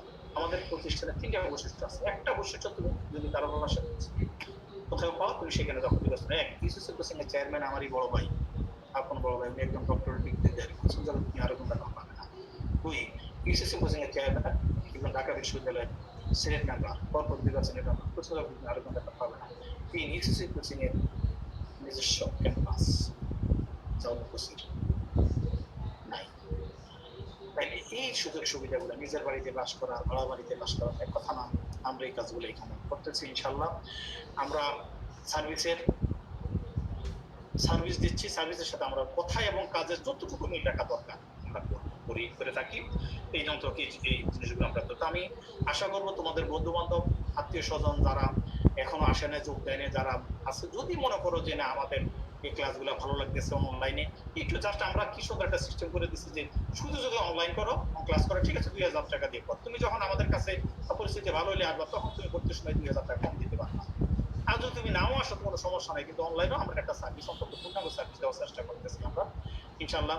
সেই সার্ভিসটা আমাদের যতদিন অন্তত যেহেতু শুরু করছি এখন সপ্তাহে 2 দিন, যখন দেখবো যে আরো টাইম বেশি পাইতেছি তখন সপ্তাহে 1 দিন করে, কিন্তু যেদিন শিডিউল থাকবে ওই তোমার যত প্রকার কাজকর্ম আছে, যত প্রকার অন্যান্য জায়গা আছে, অনেকেই এখনো সাবজেক্ট আছে প্রাইভেট করে ইন্টারমিডিয়েট বা অনেকেই জায়গা আছে ব্যস্ত থাকে। আমি বুঝি না যে 2 বছর পড়ার পরও এখনো যদি তুমি বা ইন্টারমিডিয়েট পরীক্ষা নিয়ে বা ইন্টারমিডিয়েট সিলেবাস নিয়ে বা ইন্টারমিডিয়েট পরীক্ষা নিয়ে টেনশন করো, তাহলে তুমি এই ভর্তিযুদ্ধের টেনশন তুমি কি বলবা বা এটারে কি মনে করবা? আমি তো মনে করি তাইলে তুমি এই জগৎটা তেমন একটা তোমার জানা নাই বা তোমার অবগত নাই, যার ফলে তোমার হয়তো এই চিন্তা ভাবনা চলছে। আমি এখন ওষুধ দিচ্ছি, করণীয় প্রতিকার আমরা কি করব, কি করলে আমরা এই উত্তরে থাকবো বা কি করলে আমরা অন্যদের কাছ থেকে আরেকজনকে পিছনে বলতে পারবো। 1 নাম্বার প্রতিকার হলো তোমাকে লোভী দিতে হবে। লোভটা এখানে পজিটিভ নেগেটিভ না, এই লোভ না থাকলে তুমি যাইতে পারবা না। তোমার কত বড় সাহস, তুমি বাংলাদেশের সর্বোচ্চ বিদ্যাপীঠ বুয়েট মেডিকেল বিশ্ববিদ্যালয়ে চান্স পেতে চাও, কেন তুমি নিচের থেকে শুরু করো? নিচের গুলা সার্চ করতে পারো না? এখানে কতগুলো আসন আছে, কিন্তু ফেল না করা পর্যন্ত সবাই আশা করে। আর ফেল করলে যে বলতে আমি কিন্তু আরেকটা এক্সাম্পল দিই, যারা বিশেষ করে বুয়েট মেডিকেল বিশ্ববিদ্যালয়ে যাও, দেখা যায় একজন স্টুডেন্ট করে মেডিকেলে করে আইবি করে আইসিইউ করে প করে বি করে, সে সব জায়গায় দেখে যে যেই লাইনে যায়, যদি হয়ে যায় তার ভালো কথা, আর যদি না হয় সে মনে হয় যেন পাহাড় থেকে ছিটকে নিচে পড়ে গেল। সে আর অন্য কোথাও পরীক্ষা দিতে পারবে সত্য, কিন্তু তার মন মানসিকতা কতটুকু নিয়ে সে পরীক্ষা দিতে পারে। একজন ভালো স্টুডেন্ট, গোল্ডেন স্টুডেন্ট, আপনারা দেখেন এক নটরডাম কলেজে আমার ছেলে নটরডামের স্টুডেন্ট, আমার ছেলে এই যে গত ইয়াবারে অলরেডি আমার ছেলে অস্ট্রেলিয়া আছে, ইনশাল্লাহ সে এখন অলরেডি সে অনলাইনে ক্লাসগুলো চলতেছে। সে যারা যে এটাতে গেল বেরোবারে আর কি, তো ফার্স্ট সেমিস্টার শেষ, কিন্তু আমার বাংলাদেশে এখনো কিন্তু শুরুই হয় না, কোনো কিছু শুরু করতে পারে করোনার কারণে। তো যাই হোক, এখন আমরা যে নটরডাম কলেজে দেখছি যে এখানে এই কলেজকে কে না ভালোবাসে বলে, অথচ দেখেন 1700-1800 যদি এখানে থাকে, তাহলে বুয়েটের আসন সংখ্যা কত? বুয়েটে আমি যখন আমার ছেলের ওরিয়েন্টেশন ক্লাসে আমি নটরডাম কলেজে গেলাম, সেখানে ওইখানে অধ্যক্ষ সাহেব উনি বক্তব্য দিচ্ছেন যে আমার এই নটরডাম থেকে কলেজ থেকে প্রায় 350 স্টুডেন্ট বুয়েটে চান্স পেয়েছে। তখন আমি আমার মনে মনে আমি বলতে শুরু করলাম যে এখানে কি 350 ভালো স্টুডেন্ট, আবার সারা বাংলাদেশ সব জায়গায় এক জায়গায় 350, সে তুলনায় ঠিক আছে। কিন্তু প্রশ্ন হচ্ছে যে নটরডাম কলেজের তো আরো ভালো স্টুডেন্ট ছিল, তারা ওইখানে খেলতে পারলো না, তাইলে ওই যে একদম মফস্বল কলেজের স্টুডেন্ট ওই দেখা গেছে এই বছর বিসিএস এর রেজাল্ট দেখছেন আপনারা সবাই, বিসিএস এর দ্বারা ফার্স্ট হয়েছে, সেকেন্ড হয়েছে, থার্ড হয়েছে, ম্যাক্সিমাম ঢাকার বাইরে। ওই নটরডাম কলেজে পড়ছি ফার্স্ট হয়েছি, সিটি কলেজে পড়ছি ফার্স্ট হয়েছি, হোলি ক্রসে পড়ছি ফার্স্ট হয়েছি, এমন দৃশ্য তো খুব কম পাওয়া যাচ্ছে। তাহলে দেখেন লেখাপড়া করলে যে যেখান থেকে যে কলেজে হোক না কেন, যে যেখানে থাক না কেন, যদি সে মনোযোগ দিয়ে লেখাপড়া করে, সেজন্য আমি বলছি যে বড় এই কথা এতদিন বাবা মারা বলছে, এখন যদি কোনো স্টুডেন্ট তার বাবা মাকে বললে বলে, অথবা না বললে বলে না, তাইলে আমি বলবো যে তার এই যুদ্ধে যাওয়া তার ঠিক না। দয়া করে তোমরা আমার এই কথাকে অন্যভাবে নিও না, আমার যেহেতু গাইডলাইন সেজন্য আমি গাইডলাইনের কথা বলতেছি। আমি বলছি তোমাকে লোভী হইতে হবে, লোকটা পজিটিভ নেগেটিভ নয়, এই লোভী তোমাকে থাকতে হবে।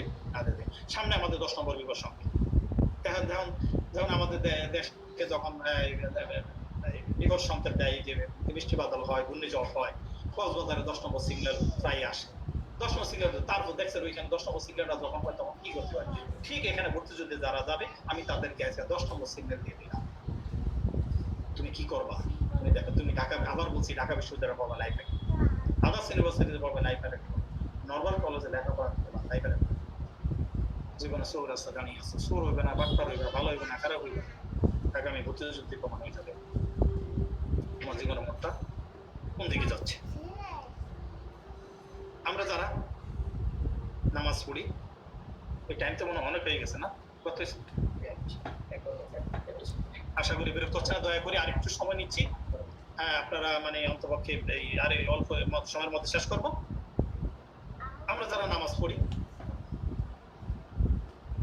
অন্তপক্ষে আমরা বিপদে আছি, আমরা নামাজ পড়বো, সত্য কথা। যে ধর্মে আছি, নিজ নিজ ধর্ম পালন করবো। আপনারা দেখেন, আমরা যারা নামাজ পড়ি, নামাজের মধ্যে একটা প্রকারভেদ আছে। দেখেন, কেউ আছে 5 ওয়াক্ত নামাজ পড়ে, আবার কেউ আছে 1-2 ওয়াক্ত পড়ে, কেউ আছে 4 ওয়াক্ত পড়ে, ফজর নামাজ পড়ে, কেউ আছে জামাতে নামাজ পড়ে, আবার কেউ আছে একা একা পড়ে, কেউ আছে জামাতে নামাজ পড়ে, আবার নামাজের পরে আধা ঘন্টা সময় নিয়ে এসে দোয়া পড়ে, আরো অনেক কিছু সে শেষ করে। তাহলে দেখেন, আরেকজন আছে শুধু জামাতে পড়ে। তাহলে দেখি এখানে কি একটা শ্রেণী বিন্যাস করা যাচ্ছে না? কে রাস্তায় আগে যাইতে পারবে, কে পরে যেতে পারবে? এখানে তো আমরা নিজের একটা সিরিয়াল করতে পারি। আমরা কি এই কিয়ামত পর্যন্ত আমাদের অপেক্ষা করতে হবে? যে কিয়ামত আসলে বোঝা যাবে কি হবে না হবে। অনেকের এই নামাজ পড়লে ভাই আমারটা আমি করতেছি বা কিছু এসি, কিন্তু আমরা যখন দেখি যে এই জিনিসগুলো ঠিক, এখানে এই আমাদের গতিযুদ্ধে কে কতটুকু সময় দিতে পারে, এখানে কেউ অতিরিক্ত সময় দিতে পারে। যারা এখন ঘুম নিয়ে ব্যস্ত, বিশেষ করে ছাত্র বয়সে যারা এখন ঘুম নিয়ে ব্যস্ত, যারা বুয়েট মেডিকেল বিশ্ববিদ্যালয়ে পরীক্ষা দিবে, ঘুমটা কমাই দিতে হবে। এতে করে কোনো সন্দেহ নাই, তোমাকে ব্যতিক্রম হইতে হইবে, আলাদা হইতে হইবে। কেন নিবে? তোমাকে বাছাই করবে 30 জনের মধ্যে একজন। তোমার কি বৈশিষ্ট্য আছে, কি বৈশিষ্ট্য থাকলে তোমাকে অন্তপক্ষে এখানে তোমাকে আলাদা করার সুযোগ থাকবে। এই জিনিসগুলো নিজের মধ্যে থাকতে হবে। আর আরেকটা জিনিস বলবো, এটাতে মাইন্ড করবেন না কেউই, কারণ আমি আমার কথা বলে যাচ্ছি। আমি যে সবসময় যে এটা বলি, এতদিন আমরা কিছু ভুল করছি, আজকের পরে আর ভুলগুলো করবো না। আগে এই নিয়মটা বানাই। ভুলগুলা কি হয়েছে আজকের থেকে? এতদিন করছি, আজকের থেকে মোবাইল, ফেসবুক, টিভি সিরিয়াল, এখন রেডিও, কম্পিউটার, ভিডিও গেম, আড্ডাবাজি, দাওয়াত, সময় ব্যবহার, খেলাধুলা 100% বন্ধ থাকবে, 1% এখানে যদি একটা চলে 1 নম্বর কম পাইবা, 2টা চলে 2 নম্বর কম পাইবা, 3টা চলে 3 নম্বর কম পাইবা। আর যদি সব বই অল্প করে চলে, তুমি তো ডায়াবেটিস রোগী, তোমার কোনো ওষুধ নাই। ডাক্তারের কাছে গেলে ডাক্তার না খায় মরে না, ওষুধ দিব না। মোবাইল ব্যবহার করলে মানুষ খারাপ হয়ে যায় না, নষ্ট হয়ে যায় না, সময় নষ্ট করে। বাবা আমার সাথে কথা বলতেছি, কে কি বলার আছে? বন্ধু-বান্ধবের সাথে কথা বলতেছি, কে কি বলার আছে? বন্ধু-বান্ধব যখন আপন ভাই বোন হয়ে যায় তখন সমস্যা। একটা মোবাইলে প্রতিদিন 10টা ফোন আসে, 9টা ফোনই ভালো, একটা ফোন আমাকে ভাবিয়ে বলছে, আমার লাইফ ধ্বংস করে দিচ্ছে, আর কিছু বললাম না। কেউ যদি বাবা মার কাছে আজকে মোবাইলটা জমা দিতে পারো, আমি বলবো সে অন্তত 5 নম্বর 10 নম্বর বেশি পেয়ে যেতে পারো। আবার তুমি যখন চান্স পাইবা বাবা মার কাছ থেকে বাজারের সেরা মোবাইলটা হিসেবে নিবা, তাহলে ইনশাল্লাহ তুমি এখন অনেকে হবে হয়তো বল, স্যার মোবাইল না থাকলে তো আমার এখানে সমস্যা। হ্যাঁ, অনলাইনের জন্য মোবাইল প্রয়োজন হয়, লেখাপড়ার জন্য যদি কেউ মোবাইল এখানে ইউজ করে তাহলে কোনো সমস্যা নেই লেখাপড়ার খাতির। কিন্তু যদি বাবা মা সন্দেহ করে তোমাকে যে তুমি লেখাপড়ার বাইরেও তুমি কিছু কাজ করতেছো বা কিছু হইতেছে, তাইলে আমি বলবো যে তুমি এটা তোমার ক্ষতি করতেছে। তাই আমি বলবো অন্তপক্ষে এই জিনিসগুলো একটু খেয়াল করতে হবে, কারণ লাইফ তোমার। আমরা আজকে কথা বলতেছি, আমাদের কথা যে তোমরা 100% নিতে হবে, খেতে হবে তেমন কোনো কথা নাই। তোমরা এটা কতটুকু নিবা সেটা তোমাদের ব্যাপার। আমরা এক সেট বই ফিরিয়ে দিচ্ছি, ভর্তির সময় যারা পুরো টাকা দিয়ে ভর্তি হচ্ছে, আমরা সাথে সাথে বই দিয়ে দিচ্ছি। এই বইগুলো তোমরা এই বন্ধের মধ্যে, একটু করোনার বন্ধের মধ্যে তোমরা সুযোগটা নিতে পারো। আমরা আগামীকাল 10 বছরের প্রশ্ন দিয়ে দিব ইনশাল্লাহ। এই প্রশ্নগুলো সঠিক উত্তর সহ সেখানে সবকিছু দেওয়া আছে, এগুলো তোমরা একটু দেবা। নিতে কাঠ পেন্সিল ব্যবহার করবো বারবার প্রতিকাশের পরীক্ষা দেওয়ার সুবিধার্থে। কাঠ পেন্সিলের দাগগুলো নিচে উঠেবে না, এগুলো উঠেবে বাবা মা। অথবা তুমি আজকে পরীক্ষা দিছো 10 পাইছো, আবার পরীক্ষা দিবে 20 পাইবা, আবার পরীক্ষা দিবে 30 পাইবা, 40 পাইবা। এভাবে তুমি তোমার ছোট ভাই বোন, বড় ভাই বোন যে কাউকে কাজে লাগাইতে পারো। তুমি যদি ছোট ভাই বোন বা বড় ভাই বোনের সাথে লজ্জা পাও, তাহলে তো এখানে কিন্তু মানে তোমার জন্য হাউস টিউটর লাগবে। তাহলে হাউস টিউটর রাখলে তো আবার আরেক খরচ। সেই জন্য আমি বলবো যে তোমাকে এই বিগত বছরের প্রশ্নগুলোকে 100% আয়ত্ত করে আমাদের কাছে আসো। আমি দেখবো যে এই কাজগুলো যদি করতে পারো, তোমার রাস্তা অর্ধেক শেষ হয়েছে। কে বলছো তুমি চান্স পাবা? আমাদের কাছে আসছো, তুমি অর্ধেক রাস্তা শেষ করে চলে আসছো। একটা কথা বলবো যে এখন 24 ঘন্টা একদিন, কিন্তু যারা ভর্তিযুদ্ধে যাবে তাদের 24 ঘন্টা একদিন নয়, এটা ভুল। তোমার গন্তব্যে 20 ঘন্টা একদিন, 21 ঘন্টা, বাকি 3-4 ঘন্টার সময় তুমি জগৎকে দাও। এখন যদি করো না, 8 সময় বাড়াও। 7 দিনে 1 সপ্তাহ এটা তোমার জন্য ভুল, কারণ তুমি যুদ্ধে যাবে। তুমিও এখানে 5 দিনে 1 সপ্তাহ বা 6 দিনে 1 সপ্তাহ, বাকি 1 দিন 2 দিন 3 দিন তুমি জগৎকে দাও। আমি বলি না ইন্টারমিডিয়েট একদম ভুলে গিয়ে ওটা পুরোপুরি ছেড়ে দিয়ে তারপরে এখানে আসো। আবার আরেকটা কথা বলা দরকার, অনেকে মনে করে কি ইন্টারমিডিয়েট সিলেবাসটা পড়লেই কিন্তু ভর্তিযোদ্ধা হয়ে যাবে। হ্যাঁ, হয়ে যাবে 40%, 30%, 50%, কিন্তু এখানে তো 50%, 60%, 70% নাম্বার দিয়ে কিছু হয় না ভর্তিযুদ্ধে। এখানে তোমরা বিগত বছরের প্রশ্নগুলো আমাদের এখানে অনলাইনে দেওয়া আছে, তোমরা স্ক্রিনশট নিশ্চয়ই নিয়েছো। স্ক্রিনশটে তোমরা দেখবা যে এখানে মানে কি পরিমাণ ছাত্রছাত্রীরা এখানে পরীক্ষা দেয় আর কত পার্সেন্ট এখানে পাস করে, কত পার্সেন্ট। এই যে ইংরেজি একটা সাবজেক্ট, এখানে আজ থেকে 3 বছর আগে ঢাকা বিশ্ববিদ্যালয় মানব বিজ্ঞান দুজন স্টুডেন্ট পাচ্ছে, সেটা আমরা সবাই জানি। Voice narration, correction, correct spelling, pin point, vocabulary, antonym, synonym, melody কিছু নাই। এগুলো নতুন বের করে শিখতে হবে। এখন এখানে যখন এগুলা পরীক্ষা দেয়, আমরা যখন এগুলা বলি, দেখা গেছে স্টুডেন্ট করে কি আমাদের খুব কঠিন করছে, খুব প্রশ্ন কঠিন করছে, বা এখানে কোচিং এগুলা বুঝি করে, কিন্তু বাস্তবে দেখেন ফার্স্টের হারে কি বোঝা যায়, যেখানে পাশের হার 40%, 50%, মানে 80, 90, 70% হয়ে যাচ্ছে, আর ভর্তিযুদ্ধে পার্সেন্টেজ কোনো জায়গায় কিন্তু এখানে 20% উপরে থাকে না, সব ম্যাক্সিমাম দেখা যাচ্ছে 20% নিচেই থাকে। তো সেক্ষেত্রে তো এইগুলা আমাদের অবশ্যই চিন্তার বিষয়, চিন্তা করার জিনিস আছে। এতক্ষণ তোমাদেরকে অনেক ভয় দেখাইলাম, জায়গাটা হলো ভয়ে, আর ভয়টা এখানে সত্যি। আমরা ইবাদত করি কেন? ভয়ে। কার ভয়ে? আল্লাহর ভয়ে। নামাজ পড়ি কেন? ভয়ে। কার ভয়ে? আল্লাহর ভয়ে। ফকিরি ভিক্ষা দেই কেন? কিয়ামতের দিনে তো ভিক্ষা পাঠার রাখা হবে। বাইতুল মুকাররমের মসজিদের 5 ওয়াক্ত নামাজ পড়ে মোনাজাত দেয়, হে আল্লাহ, আমার মতন গুনাহগার আর কেউ নেই, আমারে মাফ করে দাও। 20 এক ওয়াক্ত নামাজও পড়ে না, সে কিন্তু মোনাজাতটা দেওয়ার মধ্যে হুজুরের মধ্যে দেয়, হে আল্লাহ, আমার মতন গুনাহগার মধ্যে আর কেউ মাফ করে দাও, আমাকে মাফ করে দাও। দুজনে ফরিয়াদের মধ্যে পার্থক্য নেই। তুমি ভালো স্টুডেন্ট, আজকের পরে ভালো শব্দটা ব্যবহার করবে না। তুমি আল্লাহর কাছে ফরিয়াদ করো, হে আল্লাহ, আমার মতন খারাপ স্টুডেন্ট আর কেউ নাই, তুমি আমাকে মাফ করে দাও, সাবুল এনে দাও। সবশেষে মানুষের কপাল কয়টা জানেন? মানুষের কপাল হচ্ছে দুইটা, একটা হলো সান কপাল, আর একটা হচ্ছে পোড়া কপাল। তোমরা যে কোন কপাল নিয়ে ভর্তিযুদ্ধে যাবে তা আল্লাহ মাহবুদই জানে। তোমাদের সকলের শুভকামনায়, মঙ্গল কামনায় এবং সাফল্য কামনায় খোদা হাফিজ। আমার কথায় কেউ যদি মন কোনো কষ্ট পেয়ে থাকো, তোমার সুন্দর দৃষ্টি আকর্ষণ করছি। আগামীকাল, আবার বলছি, আগামীকাল কিন্তু ক্লাস আছে টেক্সট বইয়ের উপরে, ইংরেজি টেক্সট বুক, সবাই উপস্থিত থাকবে 8টায়, আগামীকাল রাত 8টায়। আর আমরা অনলাইন ক্লাসের শিডিউল তোমাদেরকে এখনই দিয়ে দিচ্ছে, যে আমাদের স্ক্রিনে দেখা যাচ্ছে, তোমরা দেখে নাও। অনলাইনে ক্লাস আমরা এই 7 তারিখ থেকে 20 তারিখ পর্যন্ত শিডিউল ঘোষণা করছি। ইনশাআল্লাহ আবার পরবর্তীতে ঘোষণা করব, পরবর্তী যখন সময় আসবে 18 তারিখে পরবর্তীটা ঘোষণা দিব। আর প্রশ্ন ব্যাংকটা তোমরা কালকে পেয়ে যাবে।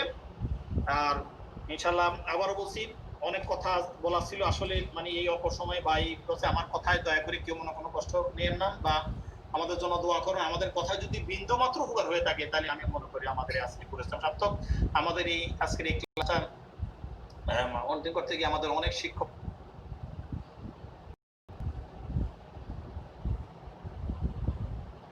অভিভাবকদের প্রতি আপনারা অন্তপক্ষে আপনাদের সন্তান আপনার গাইডলাইনও দিতে হবে আপনাকে। আমরা আজকে বলে দিলাম, আপনারা কি করবেন। আমরা বলছি, কেউ মাইন্ড করবে না, আশা করি করবে না, কিন্তু বাবা মারা যেগুলো বলতে গেলে মাইন্ড করে। দয়া করে বাবা মার কথা, বাবা মার মতো এত আপন মানুষ পৃথিবীতে আর কেউ নেই। ওই বাবা মার কথায় যারা কষ্ট পায়, যারা বাবা মার কথায় কথায় রাগ করে, কথার কথায় ভাত খায় না, কথার কথায় মানে একদম গালমুখ ভারী করে রাখে, বলবো যে অন্তপক্ষে ভর্তিযুদ্ধের বেলায় কাজটা করো না, তাহলে কিন্তু তুমি এগিয়ে থাকতে পারবে না। কারণ এই পৃথিবীতে দুইটা মানুষ তোমার আপন, তোমার বাবা মা। এই বাবা মার প্রতি শ্রদ্ধা ভক্তি রেখে তুমি সামনে অবসর হও। সামনে কিন্তু যারা ভর্তিযুদ্ধে যাবে, অবশ্যই কিন্তু একটা মহাবিপদ যখনই হবে তো এমন না যে ভর্তিযুদ্ধ ছাড়া তুমি এই তোমার ডাইরেক্ট নিয়ে নিবে, কারণ অনেক মানুষ কাজ করবে। তো যাই হোক, আমি অনেক কথা বলছি, ইনশাল্লাহ পরে ভবিষ্যতে আবার দেখা হবে। ইনশাল্লাহ সবাই ভালো থাকেন, সুস্থ থাকেন। শুভরাত্রি। আসসালামু আলাইকুম।